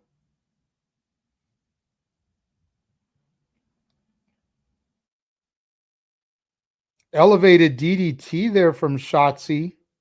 Hooks the leg of Cardona. There's one. There's two. Tommy Invincible breaks up the pinfall. Purrazzo in now, going after the shoulders. She counters. Nice short arm clothesline from the Virtuosa. Takes Invincible down. Huge spine buster by Smart Mark Sterling. Damn, that would make Arn Anderson proud. He put some oomph in that. Samoan drop from Tremont to Smart Mark. Cardona back up now. Looked like he was going for the radio silence, but Tremont turns it into a power bomb.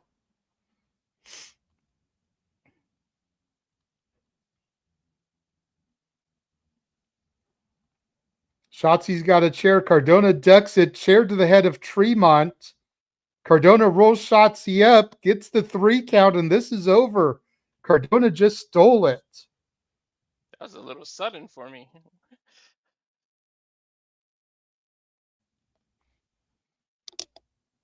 Cardona's running out of there before anybody can get to him. Can you blame him? No.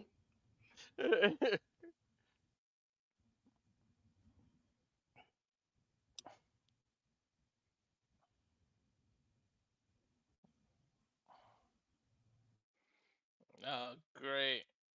Now, just something else for Matt Cardona to brag about.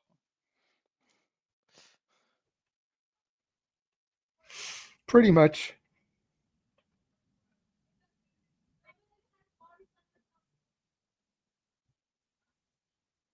Damn, man. I thought Shotzi thought she had some Avengers on her team, but Cardona in the end stole one.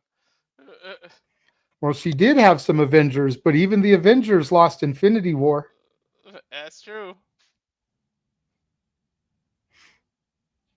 And now we're going to a video package here. Some more footage from Tokyo. Give me 1 second. No problem. GCW. You know what? Let's take this opportunity to run our watch-along trailer. And I should be back as soon as that's done. I was just thinking about that. All right. And now for a taste of things to come.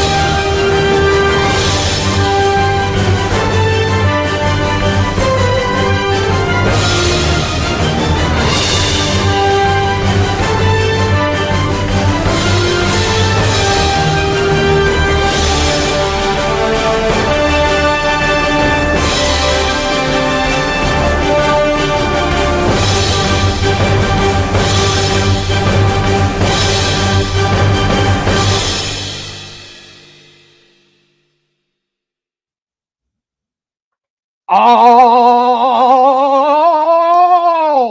the wrestling. And more.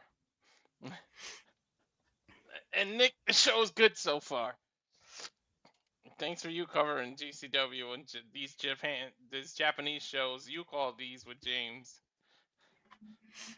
Yes, yes. Nick, I cannot wait to hear you elaborate tomorrow on Shenanigans about the Japan shows. I've gotten through the first 2 nights.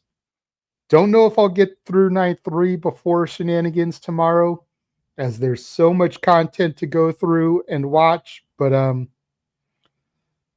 yeah. Thank you again for everything you did on those Japan shows, bruh. That's the great From thing what about. from what I'm seeing so far, this show is a better representation of what GCW normally is, as opposed to what you saw in Japan. So I apologize if you got GCW at their lowest, because this is a phenomenal episode so far. Hell And yeah, you're a part of the family now, sir. You're welcome on Shenanigans. Any Saturday, you're free. And especially since this week, we're going to be kind of talking about the shows that we've covered, from the Japan show to the ID showcase to this, House of Glory, which James and Ryan are doing now, Bloodsport tomorrow, and night 1 of SummerSlam. We're going to kind of go over all that stuff. And since you were there and a huge part of the Japan shows, I want you there to kind of talk about it. So yes, you are an official member of the Simply Reliable Studios commentary team now, Nick. Welcome. And this should be a low-key banner as the one called Manders takes on Steve Maclin. And again, you have to say the whole name. The one called Manders. It's like a pimp named Slickback, a tribe called Quest. You have to say the whole name.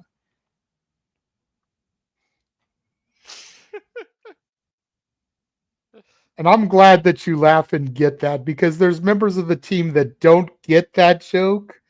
And it pains my soul every time that it just goes over their head. I said it yesterday. I did an impromptu space, and DJ was on with me, and I said that, and I heard him chuckle. Nice show of respect here from the one called Manders and Maclin.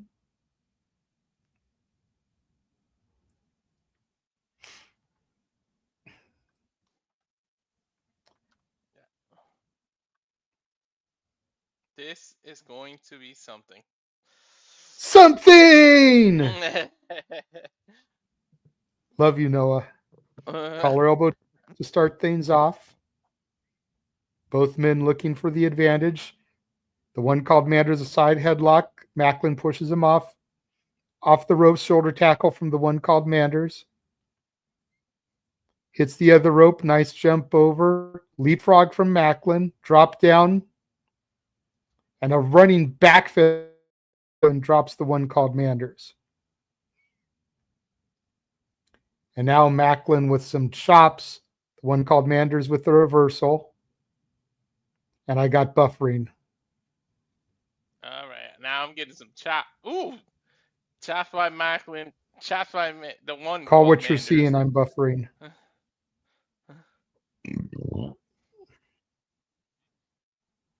Oh! Power slam by Maclin. Cover 1, 2, kick out.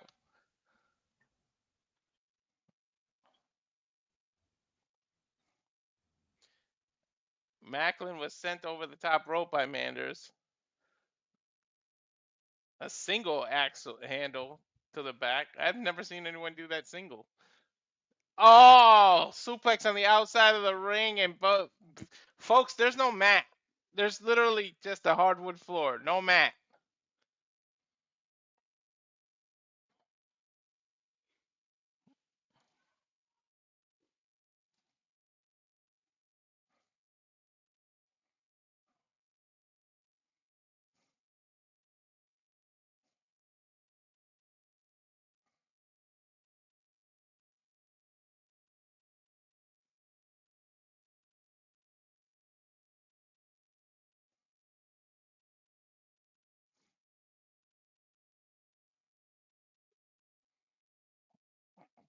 Oh my God, that was a hard hit.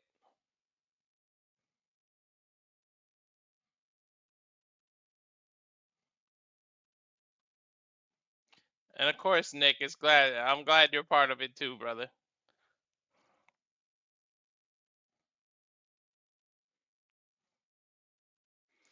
Oh my God, these chops by Maclin, you can hear it. They're at the bar. Think he's got a Miller Lite or something. He drinks it. I think he's gonna throw the empty can at him. Yep, he punches him in the head with the can.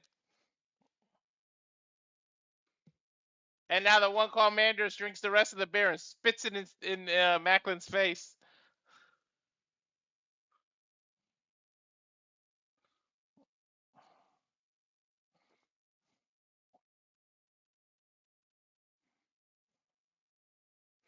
All right, ladies and gentlemen, I'm getting a bit of a technical difficulty buffering too, so something might be going on. So since we're both doing that buffering, I'm gonna go to the trailer one more time, and hopefully that helps. So we'll be right back. We apologize. It's not us. It's the GCW feed.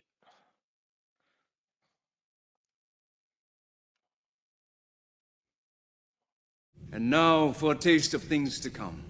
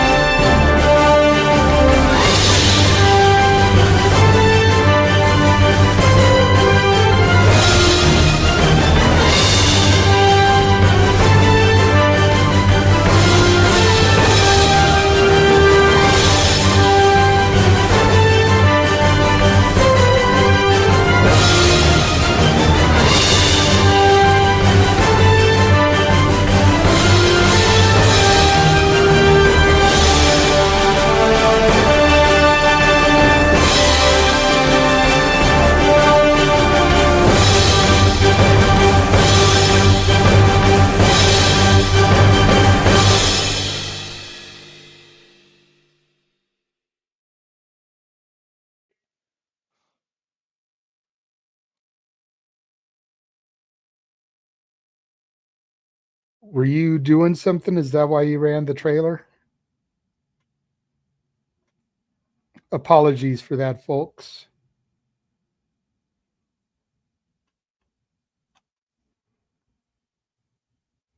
A little bit of technical difficulties on my end. Maclin runs in, nice clothesline to the back of the head of Manders. Manders draped over the corner here. Maclin goes for another one, another running clothesline to the back of the head of the one called Manders. Now Maclin setting him up in the tree of woe. Starts stomping a mud hole in him. Maclin backing off again.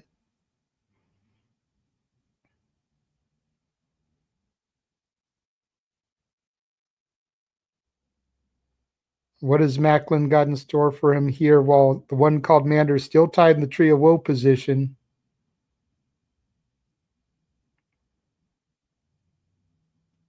Maclin ends up sliding underneath the ropes as the one called Manders pulls his body weight up, and now a chop there to the chest of Maclin. The one called Manders Oklahoma Stampede onto Maclin, hooks the leg, gets two. Maclin kicks out. Everything okay over there, Walter? Just give me a thumbs up or thumbs down. I got a refurb too. I think something happened to GCW, so I went to the trailer since we both had it. Yeah. Got you. Okay. Yeah. Again, apologies to the fans watching.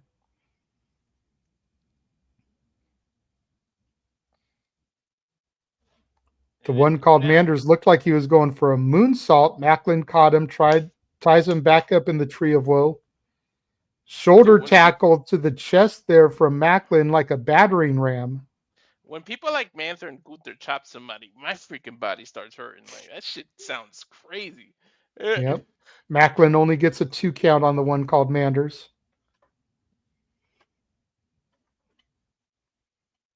Yeah, apologies for the technical difficulties. It's been hot as heck here in California lately, and sometimes the heat messes with the internet and the power lines and everything.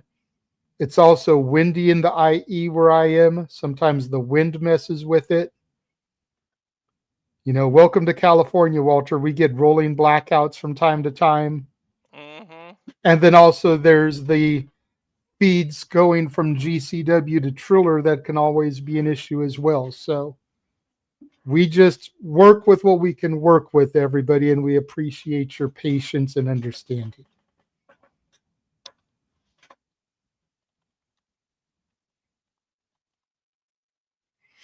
Maclin gets the one called Manders back to his feet. Has him perched up on the top turnbuckle now.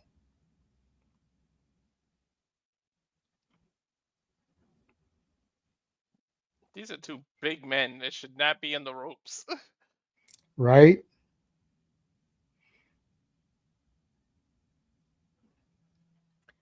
See, and Maclin is one of those that's like fit. You can see the muscles. Not to say that the one called Manders isn't, but Manders is more husky. Mm-hmm. Superplex from Maclin takes Manders to the mat. Then the one called Manders hangs Maclin up over the top rope to reciprocate here. Referee starting the 10 count.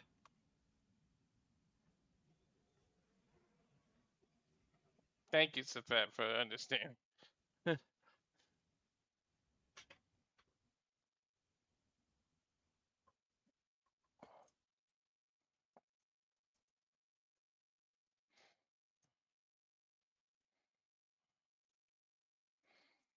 Bro, oh my god, these chops!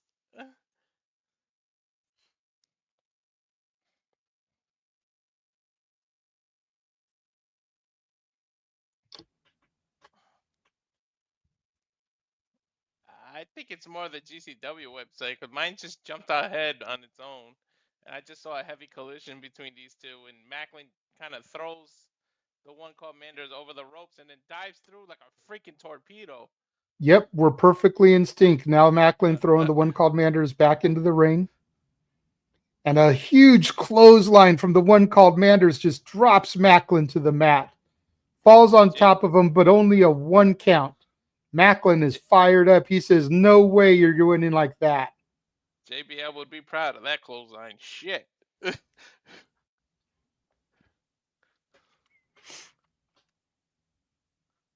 Another huge clothesline.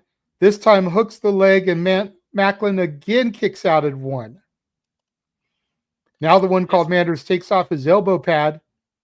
Another charging clothesline. That has got to do it. There's 1, there's 2, there is 3. And Steve Maclin goes down to the one called Manders. I wonder if the one called Manders can shoot over to TNA and get a title shot. Right? He just beat the international champion. It's definitely an argument to be made for it. Imagine the exposure he'll start getting.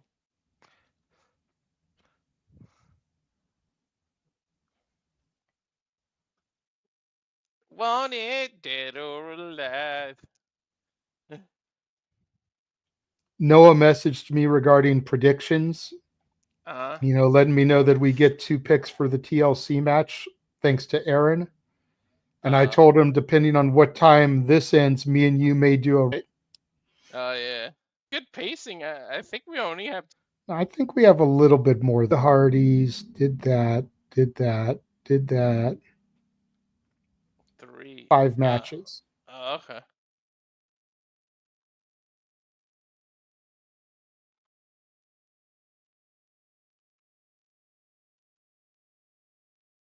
Good shit from Maclin. Good passion. I'd love to see more of him in GCW. Let's go. Hell yeah. Now taking a look at Atticus Koger versus Miyu Yamashita from Tokyo. Dude. Mia. That was 2 days. This was night 3, so I haven't seen this yet. I know she's a kick machine. I can tell you that, man. I watched her match. That woman can kick. Dude, I love me some Miyu Yamashita. Mm-hmm. I can't wait to see this match in its entirety because, again, it's the one show I haven't seen yet from the Japan tour. Because, again, you see the date 7/30. They used the 31st to travel, and today is the 1st. Yep. So that was night 3. This is Kurrigan Hall. Oh, God, that shot to Miyu's back. Hell yeah. And the skewers blocked. Atticus going for his signature skewers. God, I can't stand the skewer part. The only reason I like it is because it's a signature. You don't see him really use a whole lot of other weapons, just the skewers. Yeah.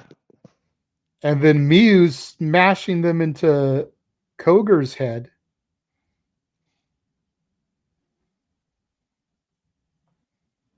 I haven't seen this either. So it's like now I'm into the video package. Brain hemorrhage. 1, 2, 3. Man, when he does that and you got the skewer in your head at the same time, ugh.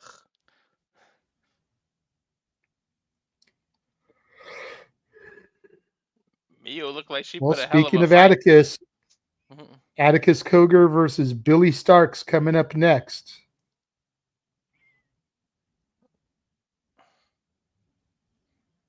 I swear this was supposed to take place before, and then something happened, and the subject changed or something.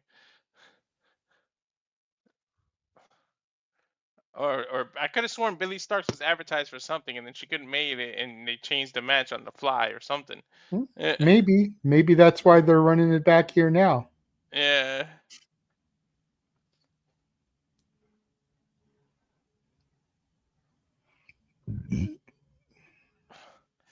Dude, the Kroger brothers in general, they're on fire, man. Vandal 48, man, I'm telling you.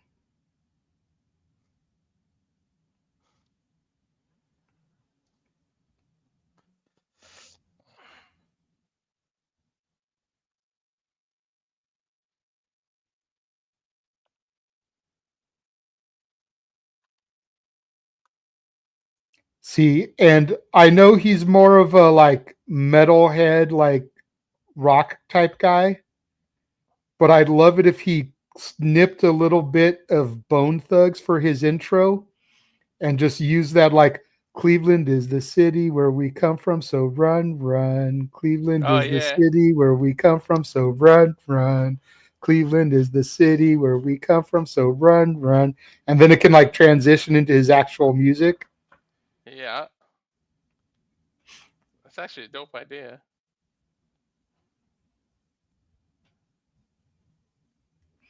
And here comes Billy Starks. And Billy, you know, if I'm being honest, her presentation in ROH and on AEW TV, I feel like it's been mid.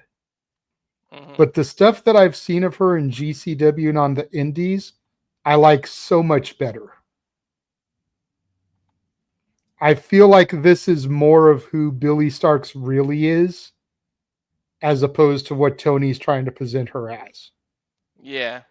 I feel like in GCW people get almost have like a separation of who they are in their actual home companies, and we get To to a see the certain real extent, them. because like Yeah. Megan Bain is still pretty much the same. Mm-hmm. Atticus Koger going right after Space Jesus, clubbing shots. Billy not even able to get in any offense. Now biting the forehead of Billy Starks. Referee admonishing Koger.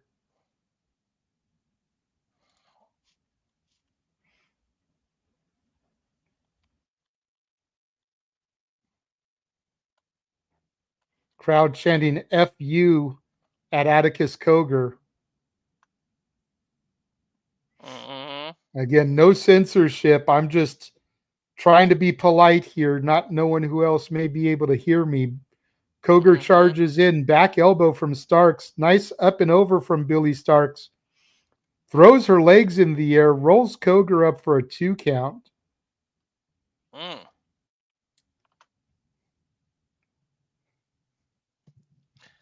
Little bit of some sloppy offense there from Billy, but I think Cogar's trying to reel her back in. Like, slow down, slow down. We got this. Nice vertical snooplex there from Atticus. Yeah, Atticus works with the women really well. Like every single one of his intergender matches, you can see where he kind of guides them. You can see it. And as us who used to wrestle, we just pick up on kind of things that other people don't pick up, but you could see when he's trying to help them. Well, you've also got to keep in mind how old Billy is. Billy is still very young. Let me see. She's like in her early 20s. Yeah, I think she's 23 or something like that. Yeah.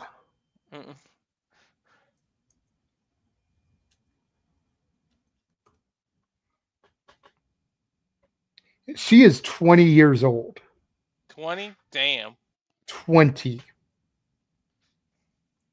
But she's almost a 10-year vet. She debuted in 2018. So she should know better. But she's still young. She's not even old enough to go buy an alcoholic beverage. So again, you've got to keep that in mind when it comes to her.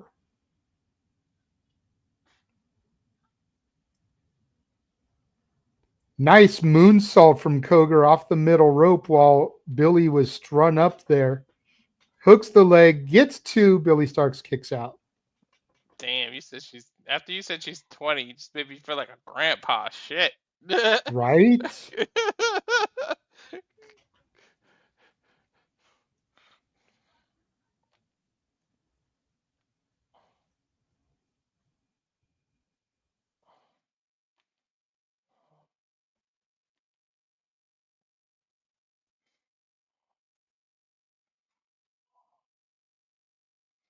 Uh-oh. The skewers are out, JJ. There we go.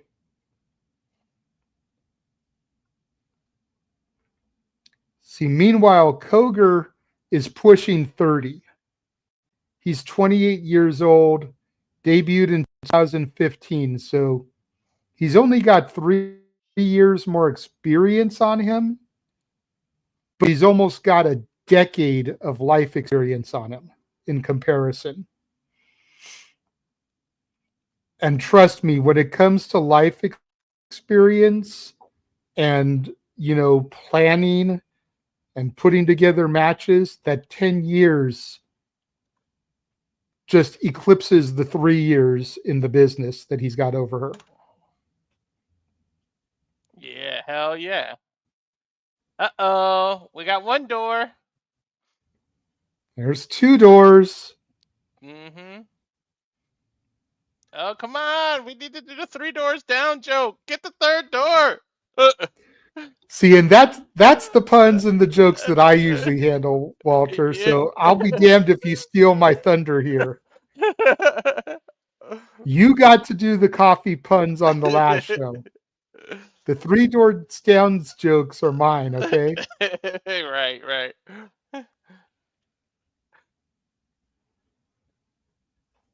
I'm almost afraid of what he's going to do. Oh, shit. Going for that half and half suplex. Drops Billy Starks. Give him a little bit more time to set up the door bridge table. Hooks the leg. Nonchalant lateral press there.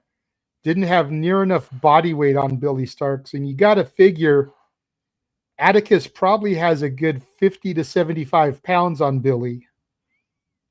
And almost none of that was put on top of her.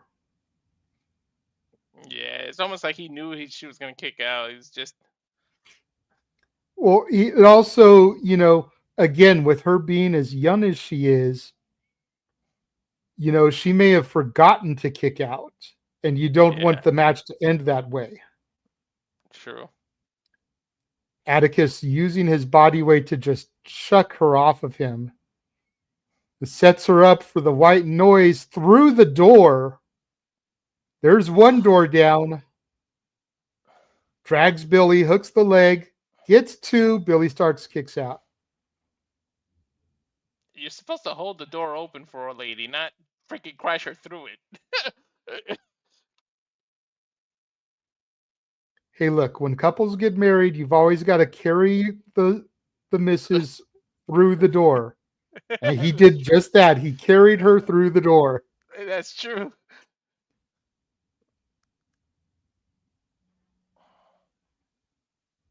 Now Koger's setting her up on the top turnbuckle. Just slaps the shit out of her face. Hell yeah, that was a smack and a half. Koger now climbing up. Looks like he may be setting up for the brain hemorrhage. He's doing the slit throat like it's over. Billy Starks trying to counter out.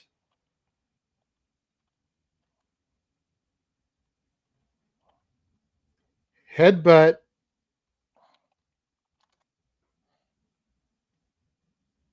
Looks like she might be going for code red. Connects through the door. There's two doors down. Koger kicks out at two.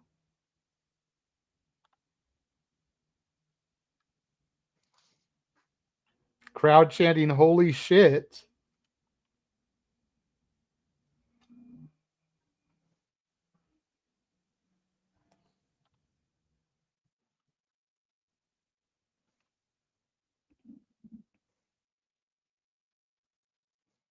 Up and over goes Koger.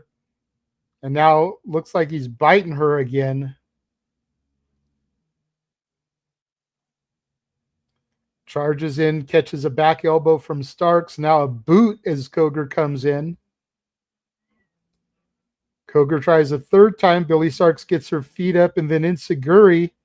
German suplex to Koger. And Billy Starks starting to get fired up. There's a second suplex. Going for the hat trick here. Hits the third German suplex.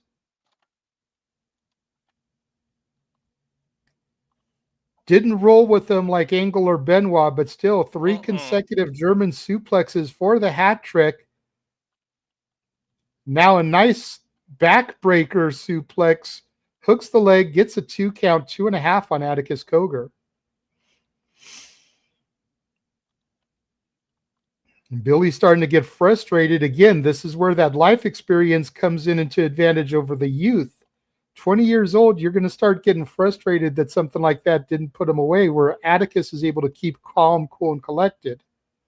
Hell yeah. Oh, Vandal 48 coming. I see Christian Napier followed by Otis Koger. Vandal 48 now double teaming Billy Starks here. And Atticus has the skewers. And I don't know if she has any friends in this company. And now he has spiked her. You see the porcupines sticking out. Here comes somebody. It's Manders and Matt Tremont. Up and over goes Christian Napier off of the back of Otis Koger. Ooh, JJ made the mistake. He said Manders instead of the one called Manders. Look, sometimes when you're trying to do stuff and get it like out quickly, you don't have the time. But go back to the match and look at how many times I said the one called Manders instead of Manders. I know. And now something of Billy Starks looks like maybe some skewers of her own into the head of Atticus there. One still protruding from his head. She's climbing up to the top turnbuckle, ripping the skewers out. She still has one protruding like a unicorn horn. Swanton bomb onto Atticus Koger. I think he put his knees up. Slit throat. Wait a minute, who's coming now? Joey Janela. Brain hemorrhage from Janela. But Atticus still hit the brain hemorrhage onto Billy Starks because of the way that he had her hooked. Janela dragging on top. 2, 3. Billy Starks just pinned Atticus Cogar thanks to Joey Janela. Uh-oh. I wasn't expecting that, to be honest. Janela rocking a Chicago Bulls Michael Jordan jersey.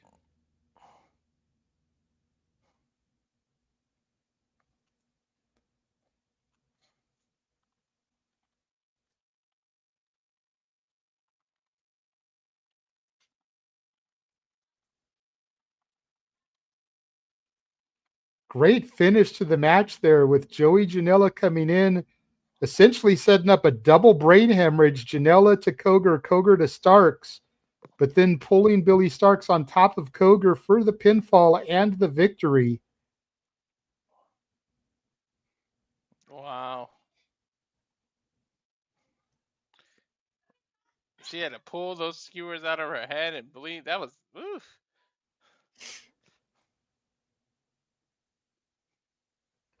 And now another video package. Not the same pace as we've seen before. Oh, this is Taking a Boss look of All back at Boss Bosses. of All Bosses. Yep, the I Quit match between Sam Stackhouse and KJ Orso. I think it was you and me with Boss of All Bosses, because I remember this. Same. Mm. And using the wife to get the I Quit. Mm-hmm. Mm-hmm. And I called that fucking thing that was going to end up happening. The wife was too involved with the previous for it not to end like that.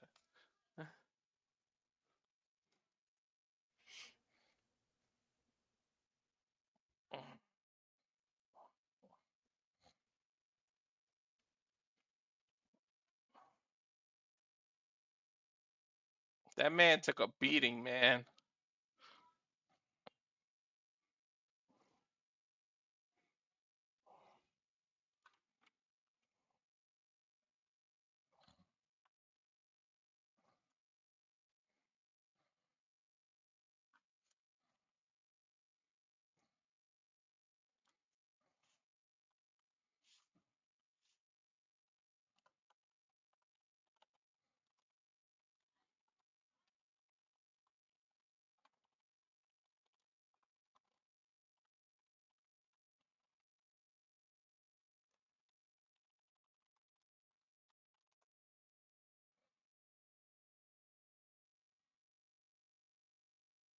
And I thought he was a man of honor too, because when he quit, he threw the chair.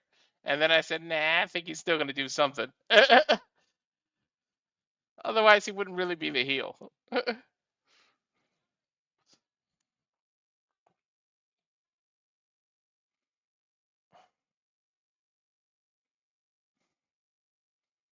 that was a hell of a line to cross when he did that too.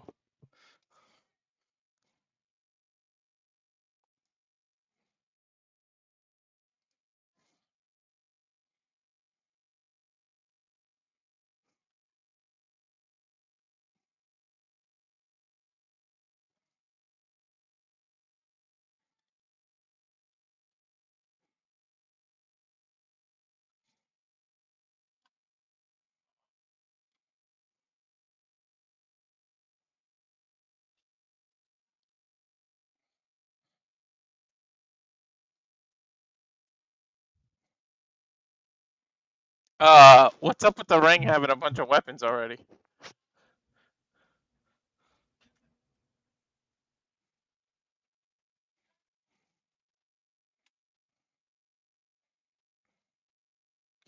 Oh, we're into something. We're gonna be into a crazy ass kind of match. Mm-hmm.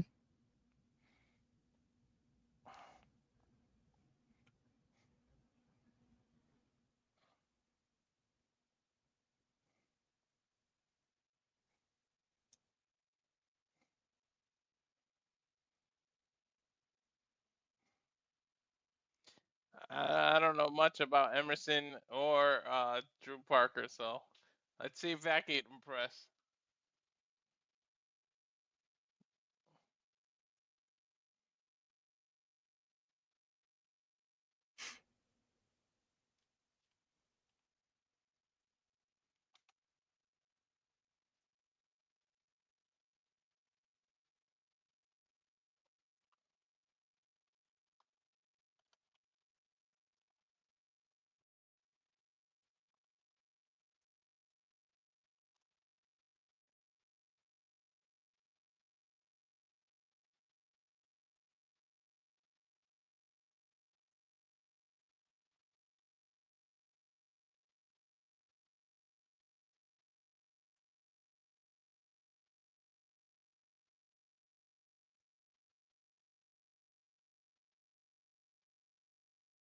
Here comes the rejects.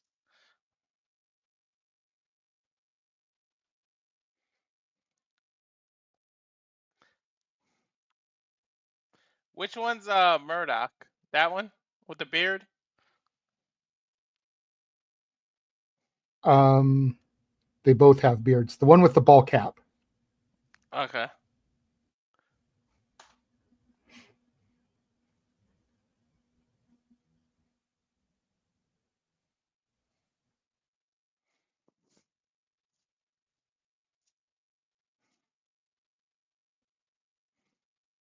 Oh, I could have been patient. They announced them separately.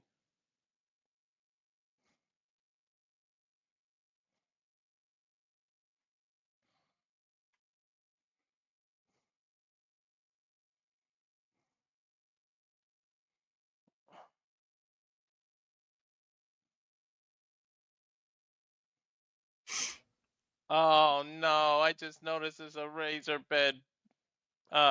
wire bed. Ugh.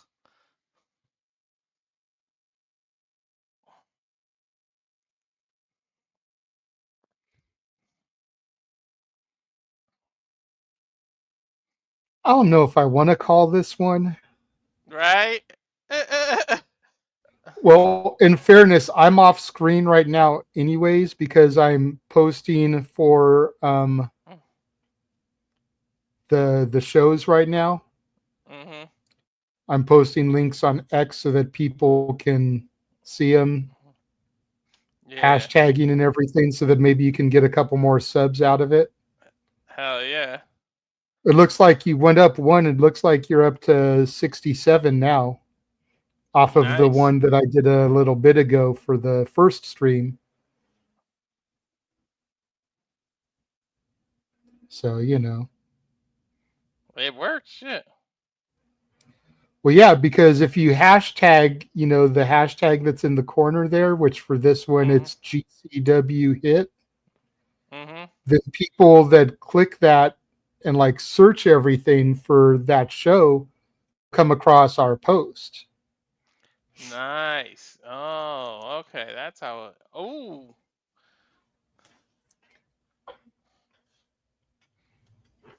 Oh, okay. Get comfortable here because my foot's falling asleep. Drew Oh, hell Parker yeah. in the ring with the other reject. I Reed. forget what his name is. Oh, Reed Bentley, Bentley. Reed Bentley. Yeah.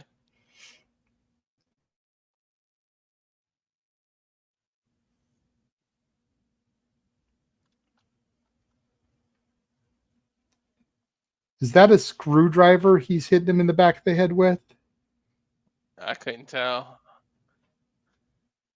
Scissors. I think it's scissors. I know it's darts. They're darts. Oh my god, they're darts. Ah! My feed is buffering. Call what you see. He hit him with a bullseye. He's literally throwing darts into his back. I'm Oh my sorry, god. Walter. That's fine. Oh my god, he's throwing, and now he's trying to. Oh my god, he's trying to murder him. Literally get the dart across his neck. He's crazy. Reed able to reverse it, and he's put the dart through his mouth. Oh my god, he put the dart through his jaw. Drew Parker He literally did has a dart. they did this on the Japan show too. I think he has a piercing in his cheek. Oh, okay. So they take the piercing out so they can put the dart in there and, you know, get the visual. Oh, And okay. now a light tube over the head of Drew Parker.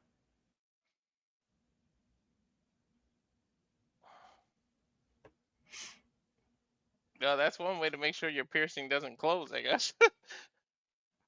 Double team maneuver onto the razor wiring door. That's the third door down. There is two. Ow! Check out.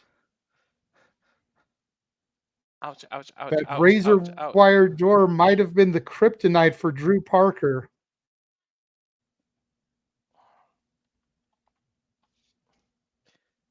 That looks And now worse coming out. licking the dart. and then chucks the dart at Drew Parker.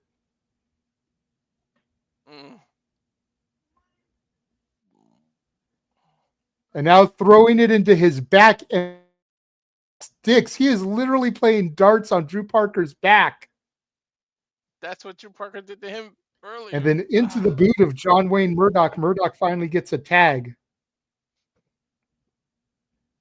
Yes. And now ripping the dart out of his back, saying that this dart is here without you now.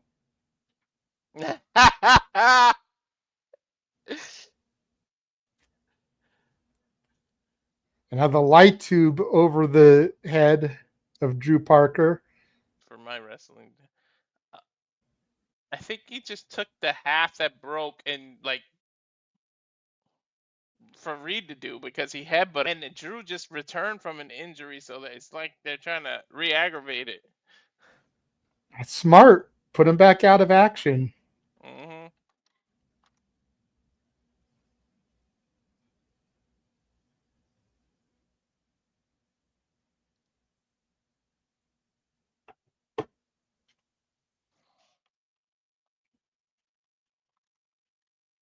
Now Murdoch biting the fingers of Drew Parker.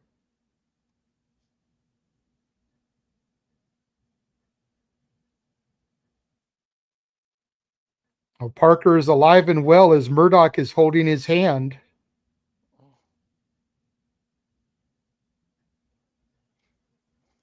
And now Reed Bentley is just wrenching on the arm and hand of Murdoch. Doesn't know he has his own partner there. Might be his own partner's kryptonite. Mm-hmm. You're no-selling that. You must forget that kryptonite is a 3 doors down song also. I know it is. You're no-selling it, though. You sold the here without you one, but you're no-selling the kryptonite one. Now the ref with a kick to the nuts and a stunner onto Murdoch. What the hell? And that's the referee James likes, too. He's got a thing for her. Mm-hmm. Why did she do that? Up kick by Parker. Don't think he got to his partner in time. Bentley knocked her off the apron. Yeah, he definitely knocked her off the apron. Now Murdoch with light tubes. Rebound ace crusher there from Parker sends Murdoch through the light tubes.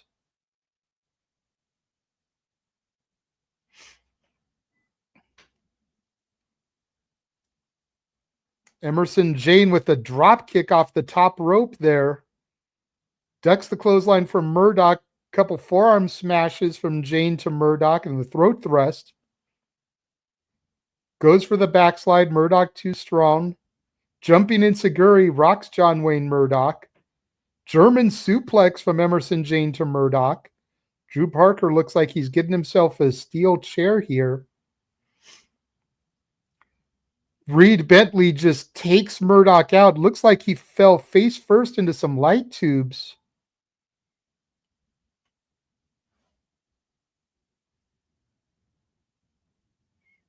Now Emersyn Jayne off the ropes, suicide dive through the ropes, takes out both members of the Rejects. Crowd chanting holy shit here.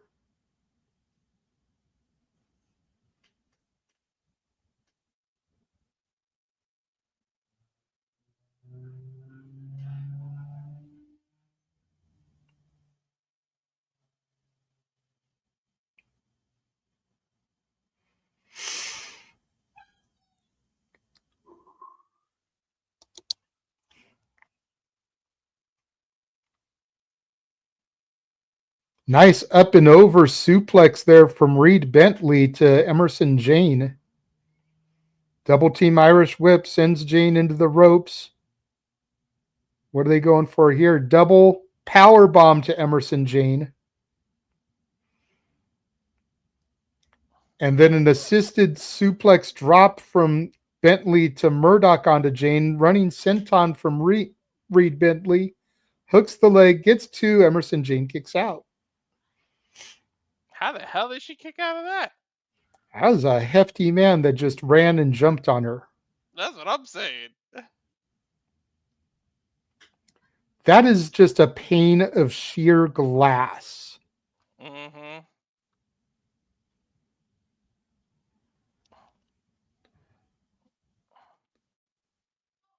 Did he just throw it? Drew What the Parker hell? just accidentally tombstone pile drove his partner. Canadian Destroyer from Murdoch to Parker. Murdoch is too big to be doing a damn destroyer. Dustin Rhodes does it. Mm-hmm.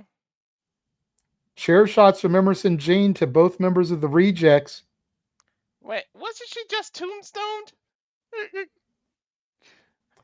And now a destroyer from Murdoch to Emersyn Jayne.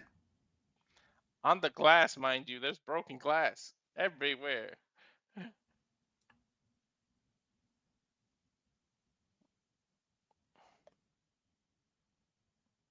Uh-oh.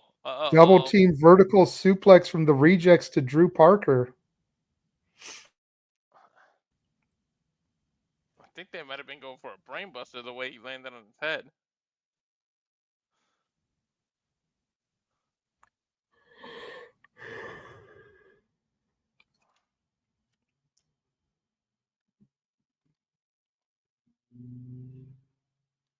Reed Bentley with a dart in his mouth.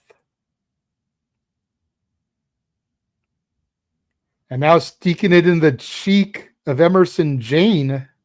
I don't think she has a piercing, dude.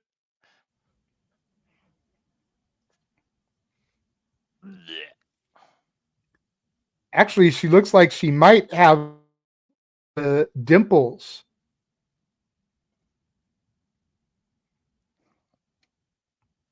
Ow, ow.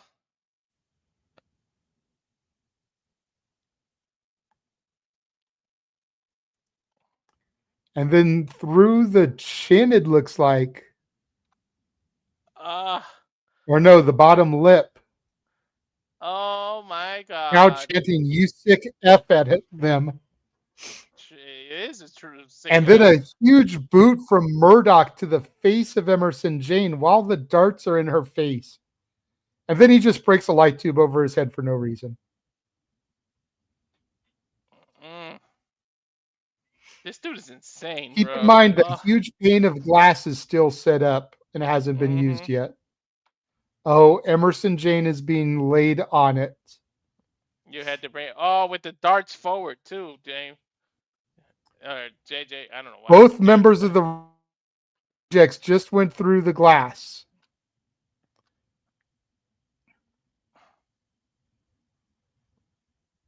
But the Rejects still up first.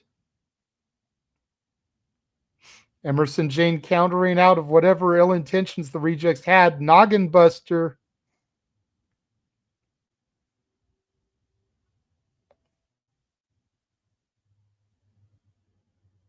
Jesus. Now light tube to the head of Emersyn Jayne. I don't even know what to call that move that she just did. Gin and tonic, dude. She probably has a name for it because she was going for it a few times. Yeah, I think she calls it gin and tonic. But dude, that she's strong to do that. Murdoch is big, dude, and she picked him up. Huge back body drop from Emersyn Jayne to Reed Bentley. Drew Parker putting some light tubes onto his stomach. Moonsault onto the light tubes. Hooks the leg. There's one. There's two. There is three. Emersyn Jayne gets the pinfall victory over Reed Bentley. Damn.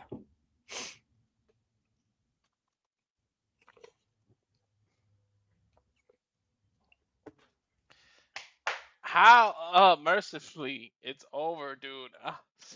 I don't know about you, but my cheeks hurt, dude.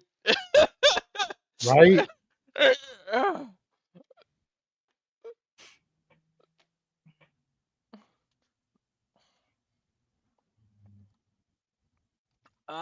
Bro, that was brutal. Wait till I tell James of this shit.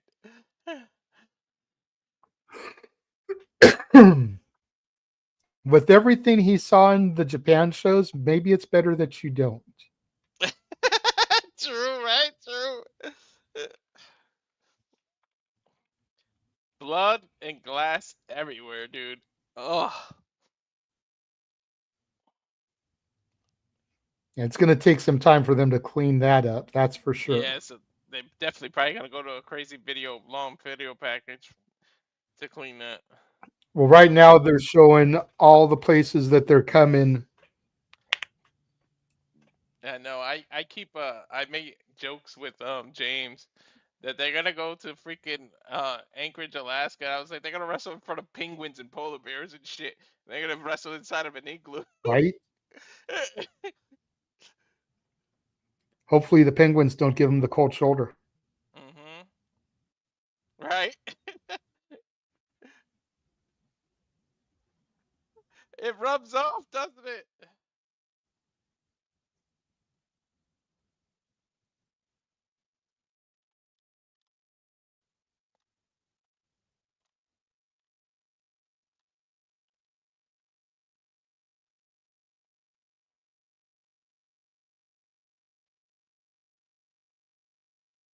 They're going back to Hartford November 7th. Come to Sacramento. Yeah, it That's like looks like 30 minutes from me. it looks like they hit their big cities, like their big target markets twice a year. Because they were just in Hartford and now they're coming back at the end of the year. They were in LA in May and they're coming back in September. Jersey is their home, so that's where they are the most. But it looks like their big markets they try to hit at least twice a year, which that's good. I like that. Yeah.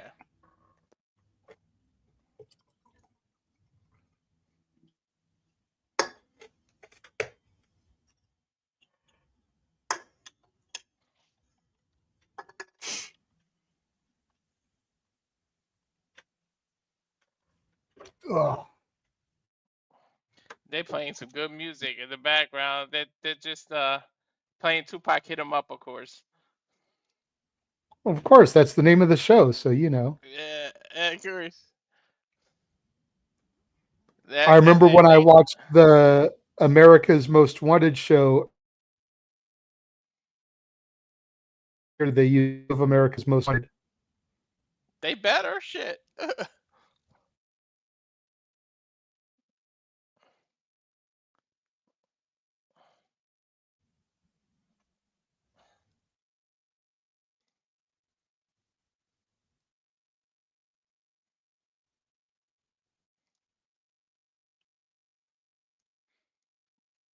Wait, they're going with Effy and Crowbar next?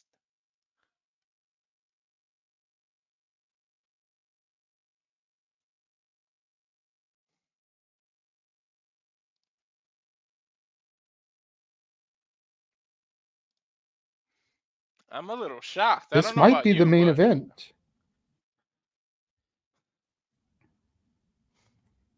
maybe the other Yeah, I matches. mean, there's two matches that were.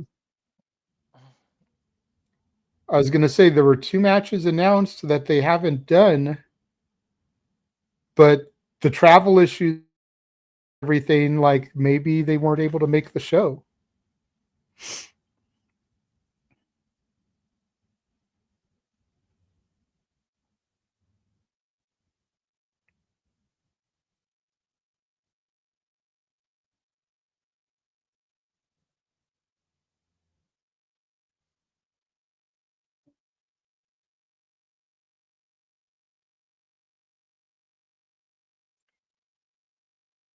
Huge shout out to Crowbar. I met him back at WCW back in the day. Damn. 25 years ago, actually. You can see the wear and tear of the career he's had too. Mm-hmm.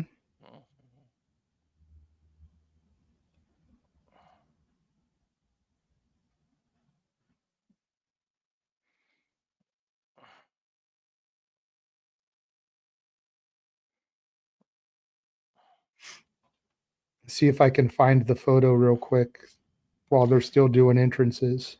He's been around. He's one man who's seen it all, but I don't know if he's seen someone quite like Effy. No.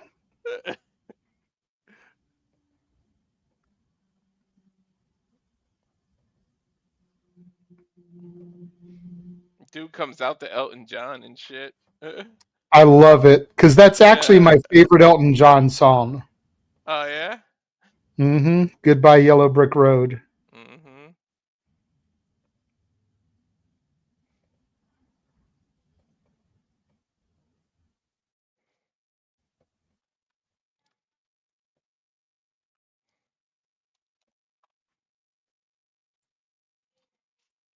You ready for this? Wow, look at that. 25 years ago, me and How Crowbar. how the hell do you find those old photos? I can't find old. I don't save none of that shit on my phone. It's not on my phone, it's on my Facebook. Oh, okay, all right. I've got a couple of albums with all the wrestler photos that I've met.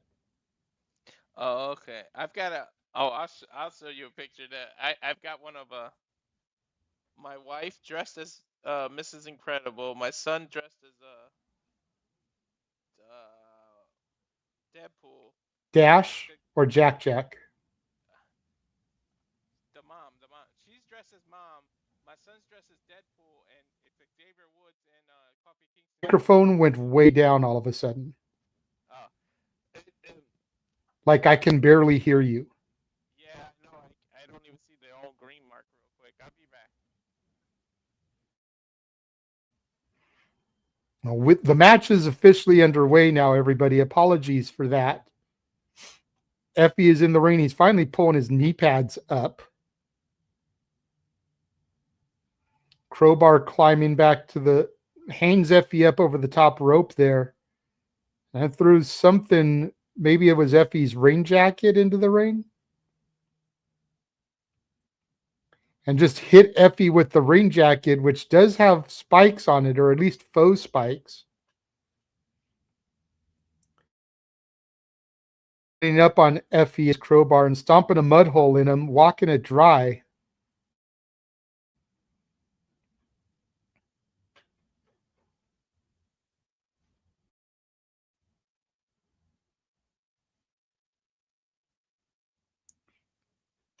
Nice hip toss from Crowbar to Effy, and then a running drop kick.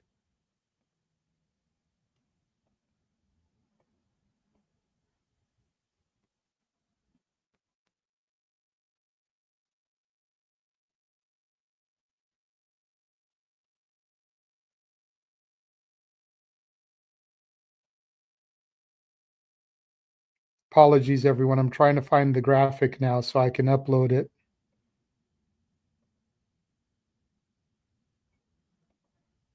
Since Walter isn't here now. Technical difficulties.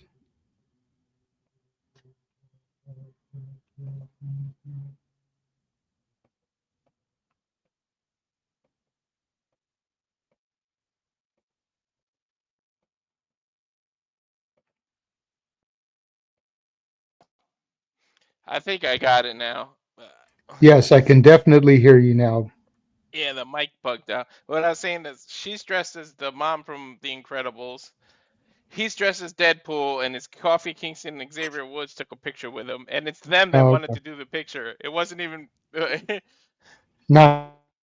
Let me see if I can find it. They were like, "Get your asses over here!" But it was that same day I told you that they kept messing with me. I want to see if Crowbar going under the ring, has a steel chair now. Effy laid out on the ring apron. Ooh, he's got a guardrail. That's different for GCW. Effy with some forearm smashes to the face of Crowbar.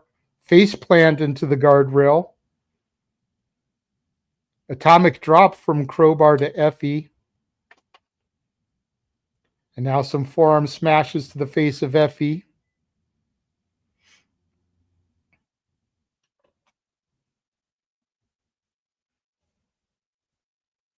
And keep in mind, there is another show in this venue tonight for JCW, so that may be part of why they're trying to go home early.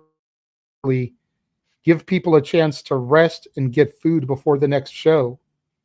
Crowbar Yeah, huh? slingshots over the top rope, lands onto Effy, who's laid out on a barricade.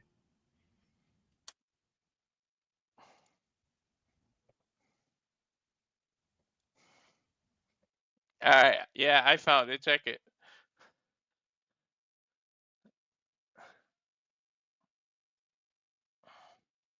First, hold on right quick. Nice. I don't know what Kofi was doing, but he was trying to like go and amp them up. It was hilarious.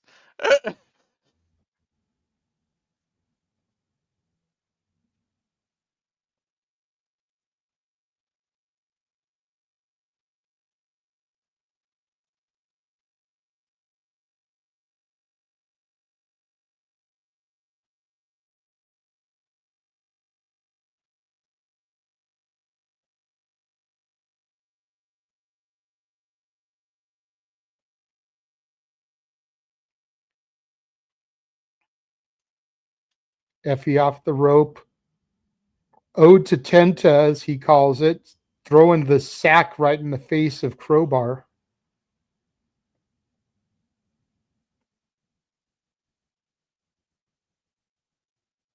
Effy going for a submission here with surfboard. Oh, curb stomp. OG Super Dragon curb stomp.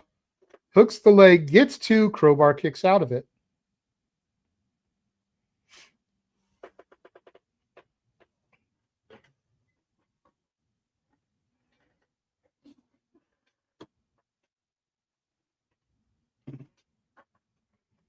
Look at that again. Boom. I've seen that in person a number of times. That is not a fun move.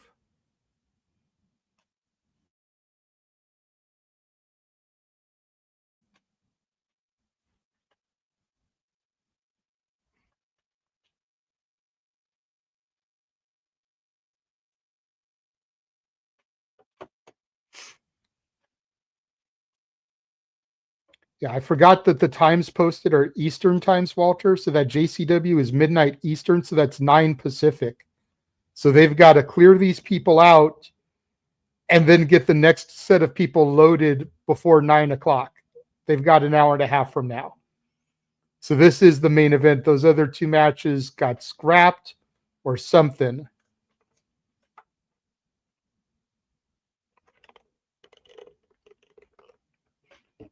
Irish whip from Effy sends Crowbar into the corner. Effy charges in. Yakuza kick. Rocks Crowbar.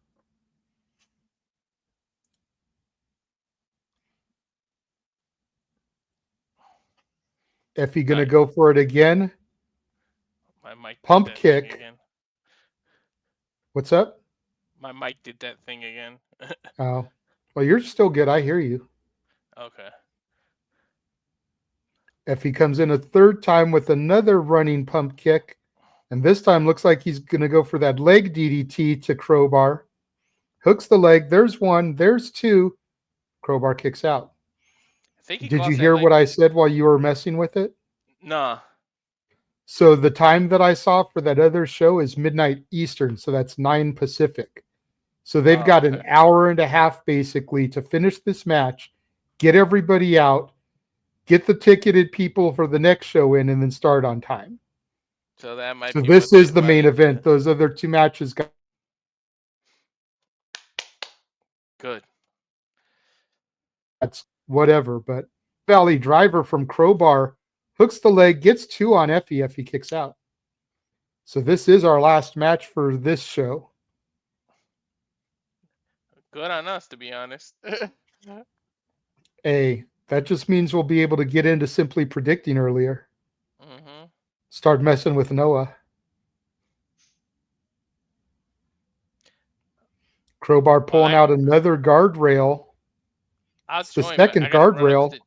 I gotta run upstairs and make a little guy something to eat and then run back into it. No worries, because as soon as we get off the air, I'm gonna heat up dinner and then I'll I'll be off camera for the first part of Simply Predicting, but then once I'm done eating, I'll be back on camera. Exactly. I guess Crowbar's trying to help with the ticketing because he's getting rid of the freaking guardrails. Right? Well, you notice there's no guardrails actually in front of the fans. They were just under the ring to be under the ring. Oh, okay.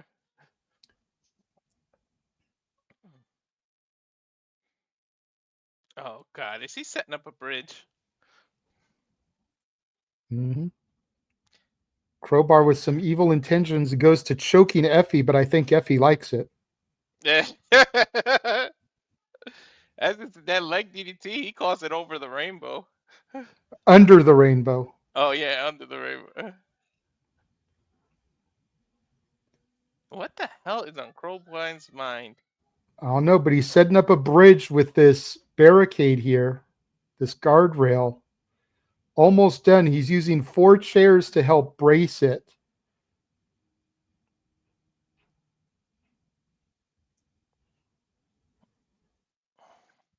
But remember the golden rule. He who sets it up traditionally goes through it. Hell yeah. It's only Effy very with few some shoulder exceptions. tackles to the midsection. Sends Crowbar to the other corner. Drive-by boot from Effy. Dude, Effy's Another flexible as drive-by hell. boot. He can hit you any angle with the leg. He's flexible. Yes, he is. You could be 2 feet taller than you. He'll hit you with that. I mean, taller than him. Face to the junk there from Effy to Crowbar. Blockbuster sends Crowbar onto the barricade. Effy's probably the only one that every time DX said the 2 words, he raised his hand. Damn it.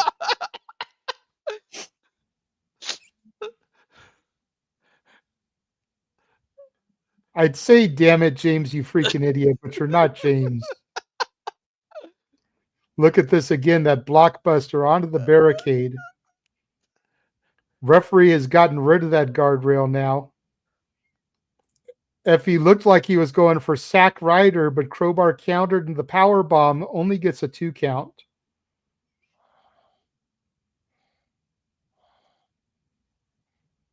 Damn, that dude was within a fraction of a second of winning the title, Crowbar.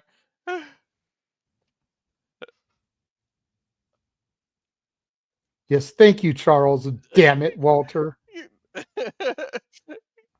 Now it looks like Crowbar has a crowbar. Mm-hmm. Crowbar to the midsection of Effy. Assisted side rush and leg sweep with the help of the crowbar. And now Crowbar has him mounted and is choking Effy. Camel Oh my God.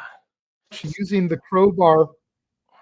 Again, Effy, I think, enjoys being choked, but that's another story.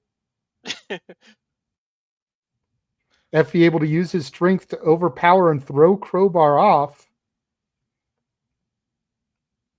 And Effy down on his knees. He kind of collapsed there. Crowbar was coming in with a clothesline, and Effy dropped his knees. Nah, yeah, but is he playing possum? Well, I'm pretty sure he is.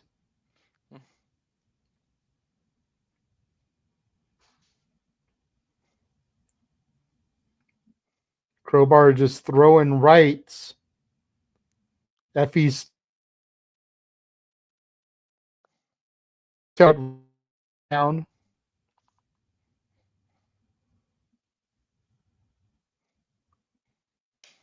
Effy's starting to come back here. Effy will not quit. That's the one thing you've got to love about Effy. Hell Whether you yeah. like the character or you don't, he does not quit. Now he's kissing Crowbar. Ducks the clothesline. F5. Floats over. He's got a submission locked in. Oh my God, dude, you're not supposed to bend that way. And Crowbar tapped. Crowbar tapped. GCW champion Effy. Dude. Oh my God. Effy's won a few times with that submission. but I don't know what to call it. But it's almost like a dragon sleeper. But holy shit, you're not supposed to bend that way. Effy just slid his knee pad down and is kind of tending to his knee there. He might actually be a little bit hurt. Mm-hmm. You can see him kind of limping. But Effy's been doing a lot of fighting. He fought 3 matches in Japan. He fought tonight here. I think he's on the JCW show later on. It'll be interesting to see if he still wrestles that match, because he is definitely limping. He's definitely favoring his knee there. He's pissed off too. Like it's a real hurt. You know when you like pissed at yourself because you let yourself get hurt. Mm-hmm. There's Madman Pondo from Juggalo Championship Wrestling.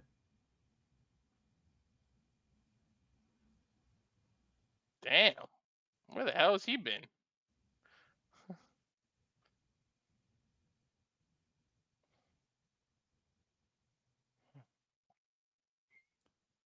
Supposed to be a Survivor Series style matchup, from what I'm understanding. Pondo and his team of JCW wrestlers versus Effy and his team of GCW wrestlers tonight.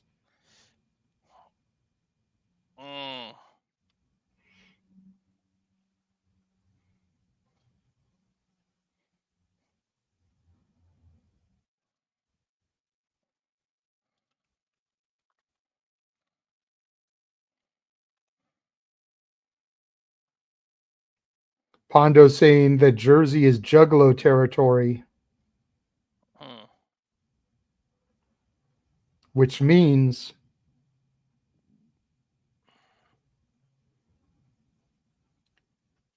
Jersey is JCW territory.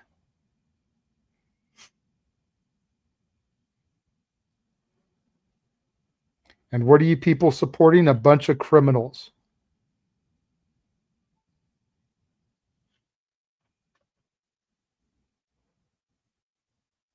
A bunch of dickheads that took what belongs to me.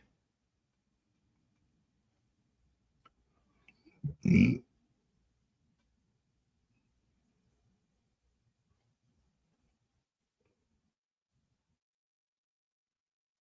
who's the leader of you thieves? Brett fucking Lauderdale.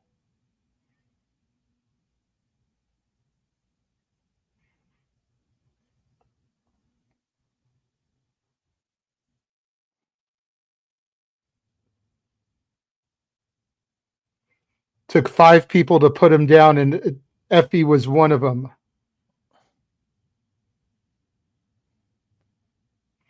Effy says, "Shut the F up, you impotent old effing clown." Damn.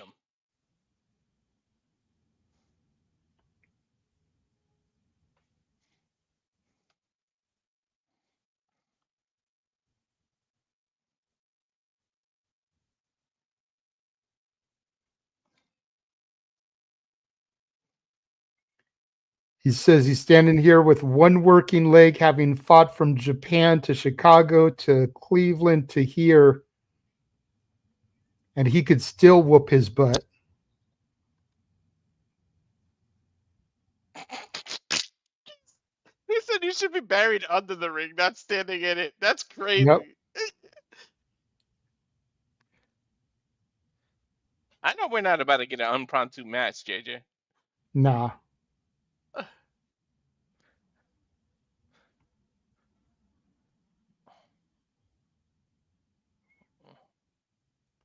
It's a preview of what we're going to see on the JCW show. There's Mickey Knuckles.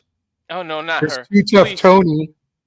Oh my God, not her, JJ. I don't know if you watched the call when I saw her. Please, no, not her. Here comes the one called Manders and Matt Tremont. Don't want you calling me out again, damn it.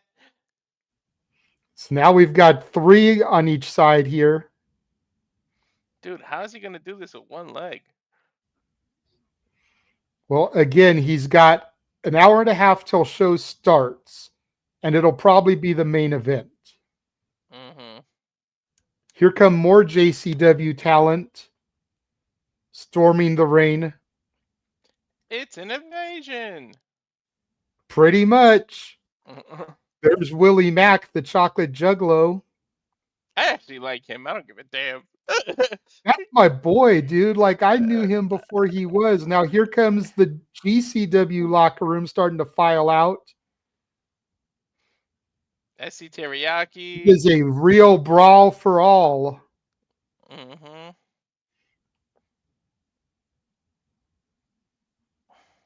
See Alec Price in there. I saw Joey Janela. There's Jordan Mm-hmm. Oliver.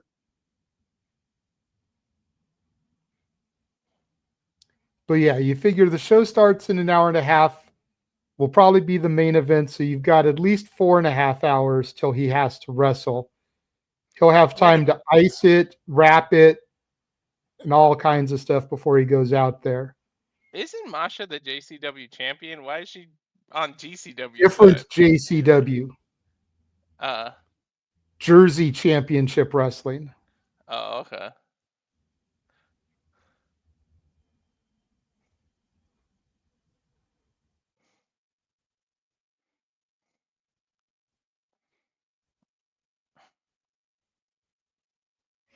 Huge brawl here through the crowd, in the rain, outside the rain.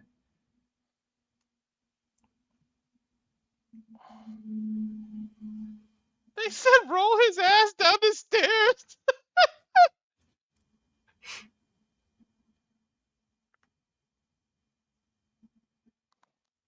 Brett Lauderdale is the one that said that. Mm-hmm.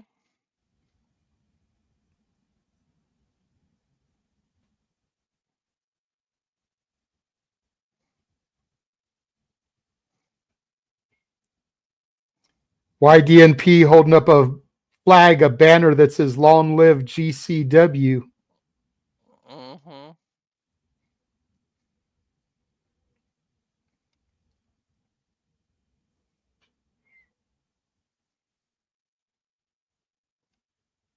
Crowd The chanting crowd. GCW. Hell yeah. It's a GCW show. They should be.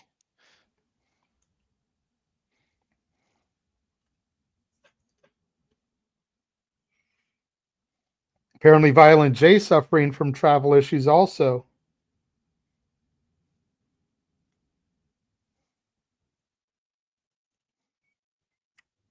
Lauderdale said, "I knew you were washed up, but I didn't know you were an effing pussy." Jeez.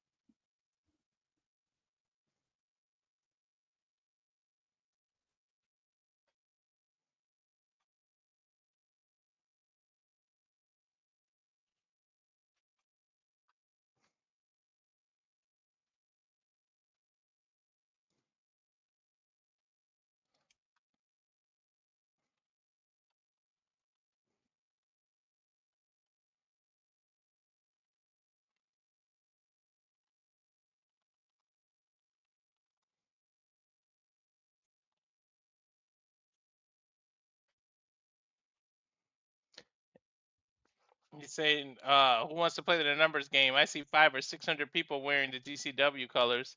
This is my house. This crowd is amped now. Hell yeah. What's great is when angles like this bring heels and faces together. Yeah.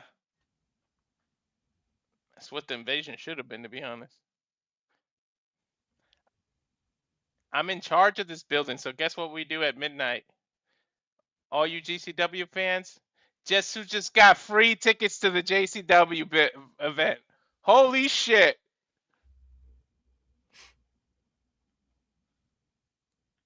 Let's play the numbers game all fucking night long. They just gave everybody in the arena free tickets to the JCW event.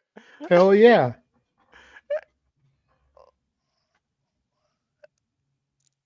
Hey, tell Pondo don't go to the pawn shop, you loser. Trying to pawn, taking the title to the pawn shop.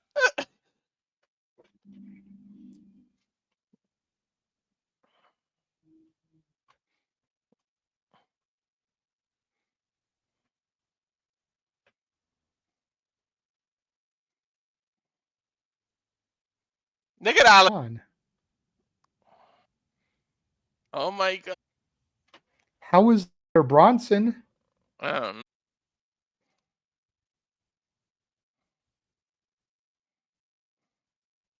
Goddamn. Bring it back bad memories. No, just memories I didn't want to relive. Yeah. I had never done like a full blown deathmatch tournament like this, so positive memories because it was a bucket list, but not exactly something I wanted to go back and rewatch. Gotcha. And they're still setting shit up. There's at least one more match. Mm-hmm.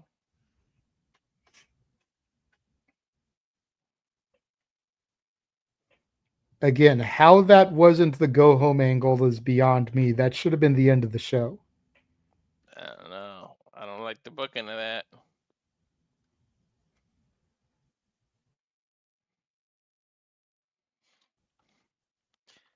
Me, JJ, and I would have booked that way different.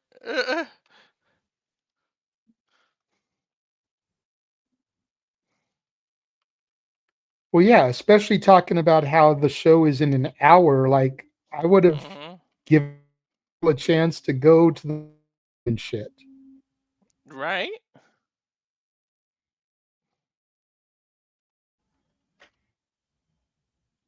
Speaking of, I'm going to run to the bathroom real quick.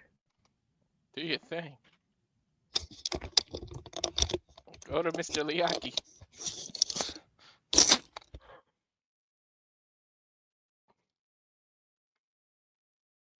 We got the hit him up song. There's a lot of objects in the ring.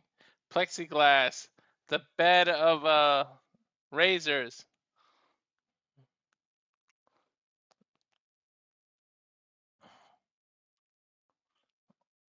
I don't know. I don't know what is going on right now.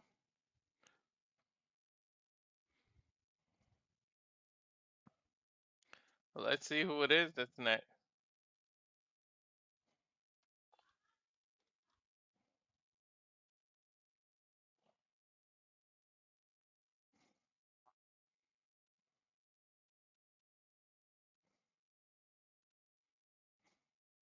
I think even the commentator's confused because I just heard her talking to her producer, and I don't think they were supposed to let us hear that.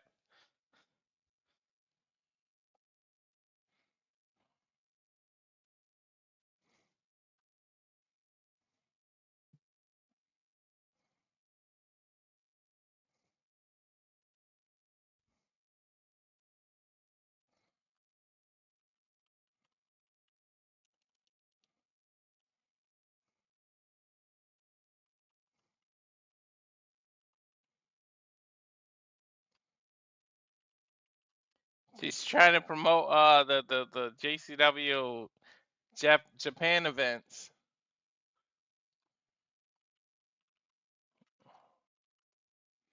and they're going over all everything that's coming up again.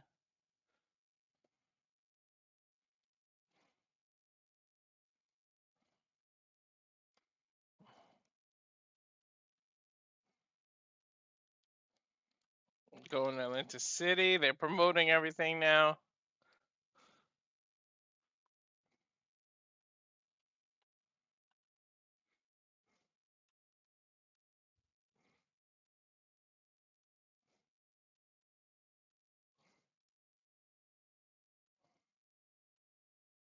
I still can't believe they're going to Alaska in October. Not from Alaska. Maybe that's the time where it's 24-hour daylight. So I guess maybe that's why they can do it.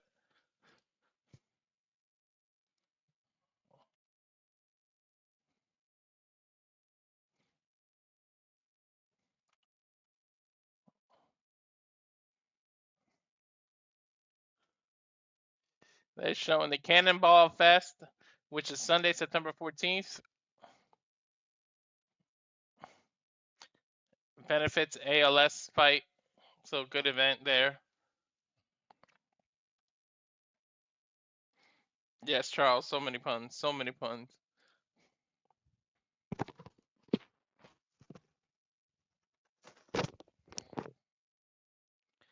Cannonball Fest. They're just promoting. I don't know what they're setting up. They put a bunch of weapons in the ring, and then they haven't announced what exactly is coming up. It might be Mance Warner versus Bear Bronson, or they might have just combined it into a tag match.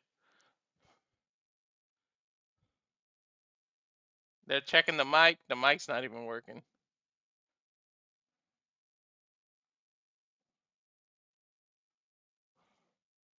Announcements. After all that craziness, I got a question for everybody in East Rutherford, New Jersey. Are you ready for the main event? They called this the main event. He said, "Don't you see the fuckery we have in the ring right now?" So, Rutherford, New Jersey, let me ask one more time. Are you ready for the main event?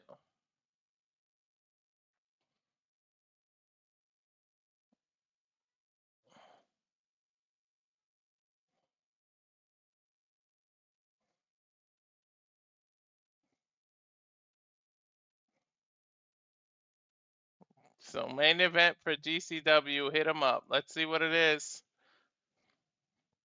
It's Bear Bronson.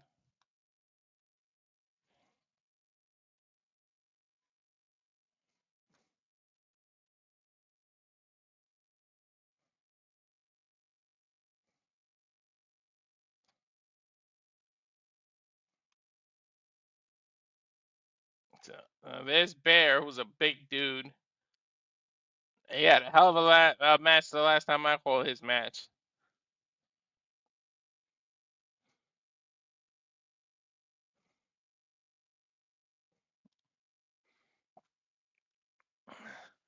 He's got his claws out again. I love the mask that he wears, by the way. Long Island, New York's FYI, own. I'm here. FYI, I'm here, but I'm making my dinner. So Okay. They did call this the main event, so. And I see some chaos coming because there's a bed of razor blades, 2 plexiglasses, some light tubes in the ring.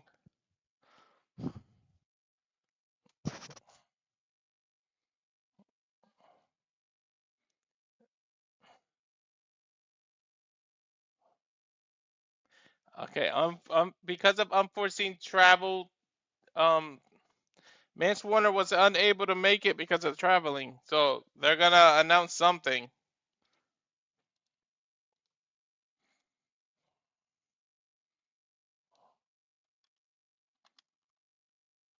I think it's gonna be Matt Tremont, and they're gonna put the title on the line.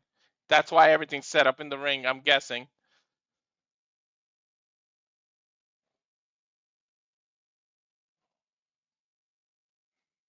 I mean, let's see. Nope, it's a rematch. It's Slade. it's Slade. Oh my God. I'm gonna leave this the same graphic up, but oh shit. Really? From the death match tournament rematches.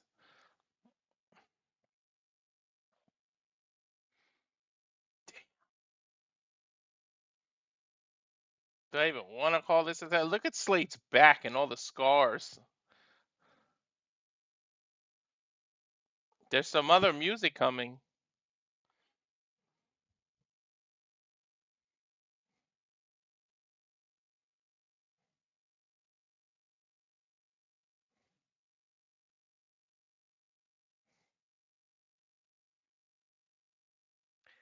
Ah, I said it. I said that we're gonna end up combining the 2 matches. Ah, I got it right. There's Dr. Redacted.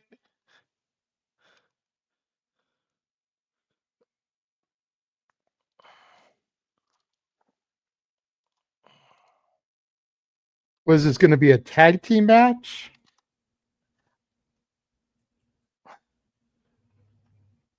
Tag team fucking death match.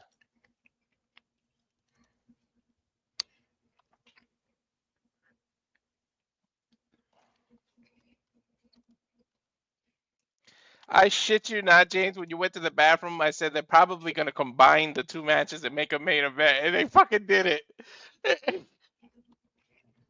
I kind of know GCW's now.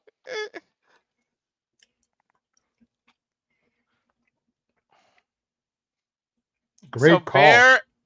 Bear and Slade have to now team and fight Dr. Redacted and Mr. Danger, and not a regular match, but a tag team fucking death match. That's how they called it. For GCW, that makes perfect sense. Right?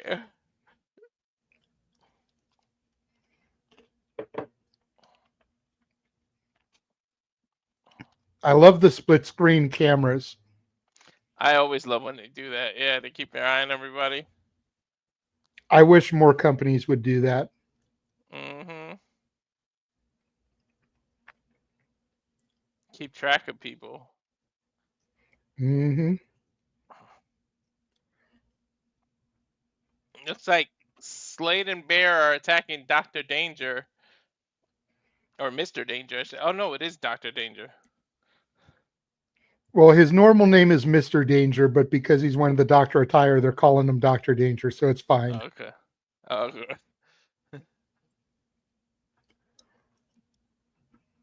Dude, Bear is a huge man. Threw Dr. Danger's ass in the Mr. Danger ring. just got chucked through the ropes there. Hell yeah, like, dude, you see how easy Bear did that? Shit. Mm-hmm. So I guess after that death match, they got respect for each other, right? Definitely. Mm-hmm.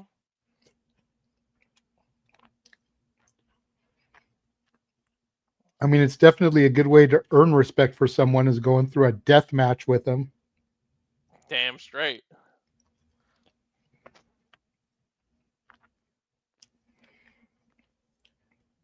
All right, that's weird. There's double chase U's on the screen. Yeah. Mr. Danger just did a somersault over the top rope, tape con hilo over the top rope. He cleared that son of a bitch too. Yeah, he did.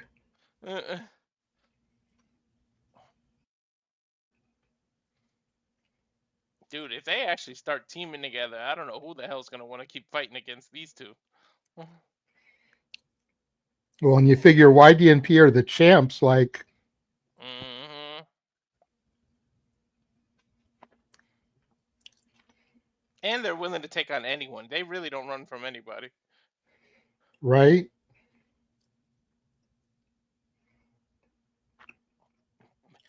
Bear was sitting on the table. Dr. Redacted jumped and did a somersault and got him. But then Slater, he turned around. Slater hit him right in the skull with a damn chair. Double teaming Dr. Redacted here. Ugh. I keep wanting to go Dr. Redacted from Noah.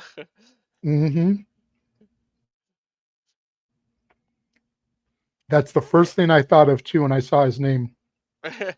Oh, look Mr. at Danger is up in the balcony. Need to call him Dr. Crazy Motherfucker doing that.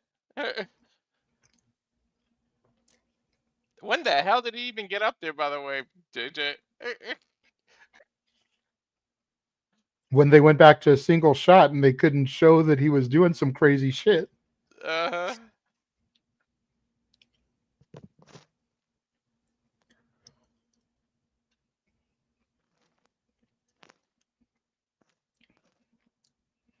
Dude just did a flying cross body press off the balcony onto Bear, Bronson, and Slade. And there's no mats, there's nothing. It's just all freaking hardwood floor. Dr. Redacted sitting. This doesn't even look like it's hardwood. This looks like it's concrete. Right. Kind of a. He threw one chair into the other while it was branched against Slade's head.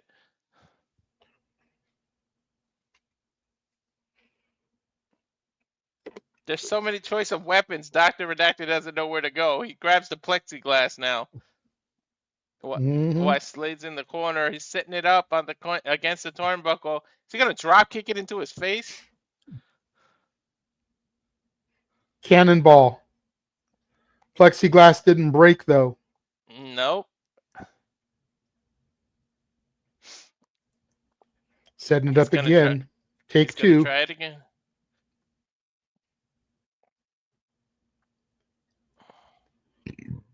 Success this time.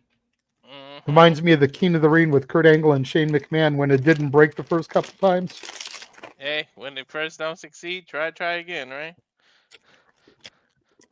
That's what Aaliyah taught me. That's just all pop and try again.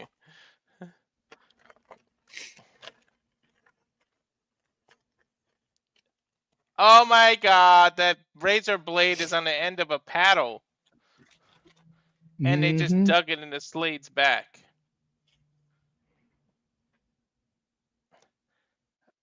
Oh my God, Dr. Redacted ran into a chair while holding a light tube. And Bear smashed his chest to chest on Dr. Danger and slaps and breaks his light tube. I don't care who Dr. Danger and Dr. Redacted is after this match. They're both going to see real doctors.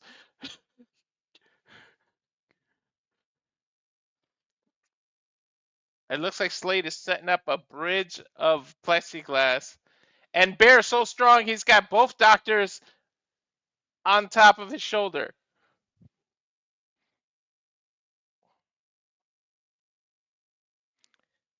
And he screams GC fucking W before he dives backwards through the plexiglass. Samoan drop to both men.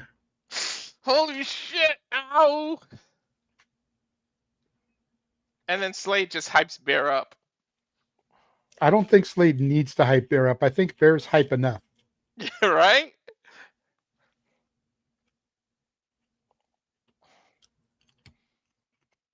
I think pain brings him pleasure, I guess. Can we just end it, please?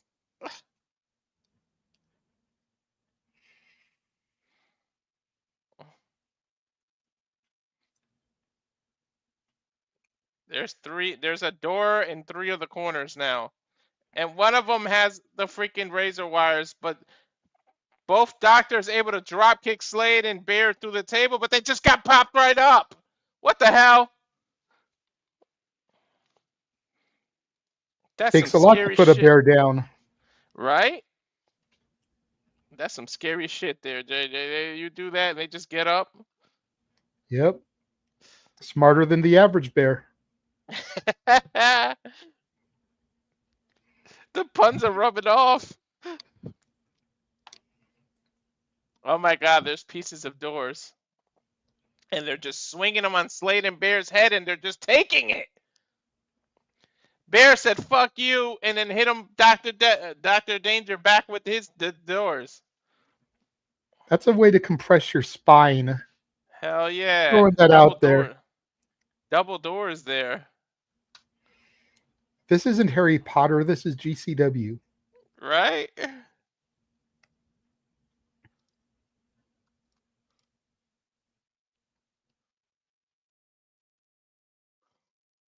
Is still in play.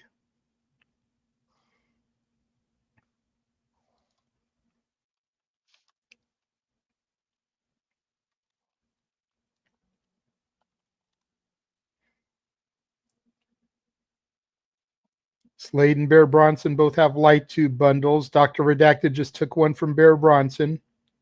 Is there a real doctor in the house, please? And then Bear just took a receipt. Slade with one to Dr. Redacted. Super kick from Dr. Danger, an actual wrestling move. Right? Dr. Danger with the Fameasser onto Bear Bronson. I think he might have got into the glass too.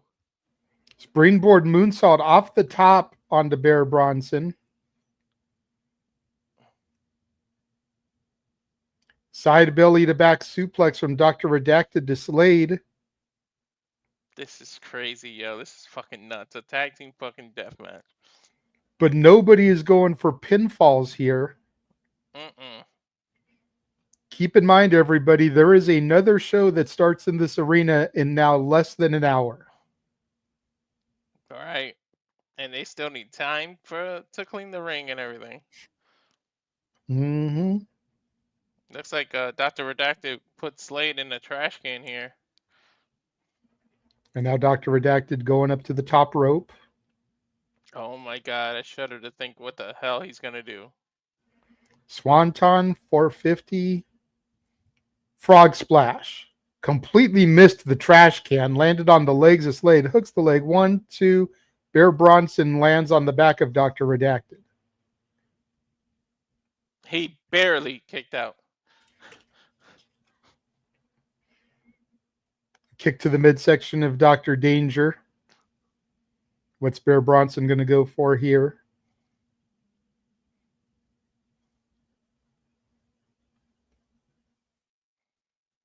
Dr. Danger trying to fight the power bomb. Unable to. But then he does. Counters into a DDT, sending Bear Bronson face first into that broken glass. Mm-hmm. Now he's got the light tubes, putting that across the chest and stomach of Bronson. Dr. Danger going up to the top now. Can you just do a double stomp or something? Don't splash on it. 450.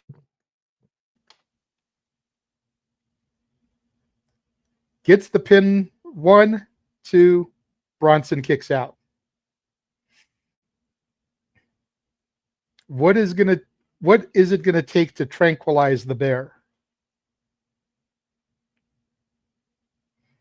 Keep in mind that razor wire door is still in play as Dr. Danger sets it up in the corner.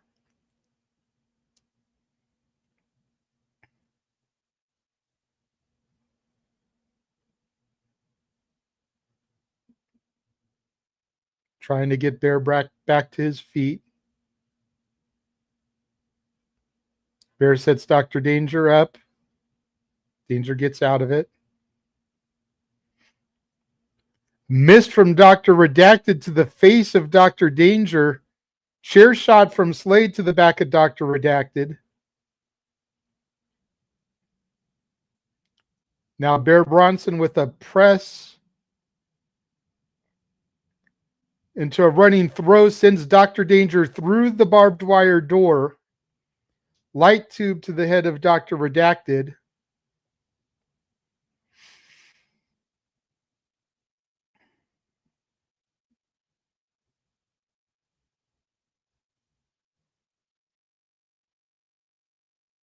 And there is now another plane of plexiglass being set up on a door bridge.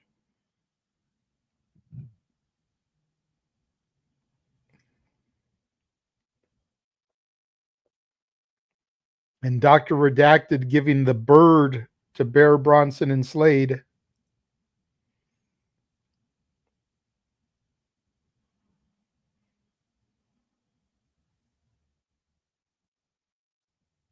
Double power bomb through the plane of glass. Bear Bronson with the pin. There's 1, there's 2, there is 3.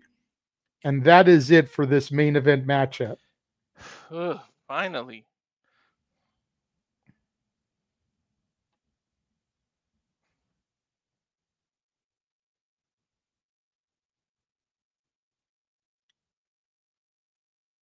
I believe that's Bear Bronson's first victory in GCW.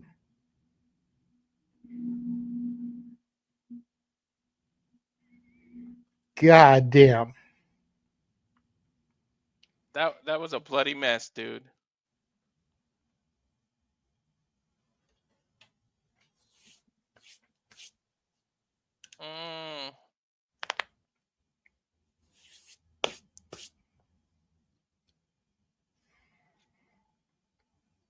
That is going to do it for GCW. Hit 'em up.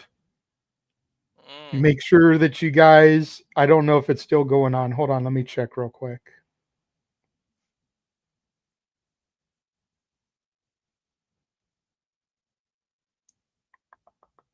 So yes, that is going to do it for GCW. Hit 'em up. House of Glory is still going if you want to go join James and Ryan for that show. or whatever is left. You also have Simply Predicting, hosted by Noah Foster, which is going right now. We are going to call it a night as far as GCW goes. That way we can do a run-in on Noah and bombard him over there. Thank you all for joining us for GCW Hit 'em Up. Walter and I will be back tomorrow morning, 12:30 Eastern, 9:30 Pacific, for GCW Bloodsport. And then tomorrow is also night 1 of SummerSlam, which will have Walter and Noah on the call. Again, thank you all for being here. Thank you all for joining us. Subscribe, and we'll catch you guys next time.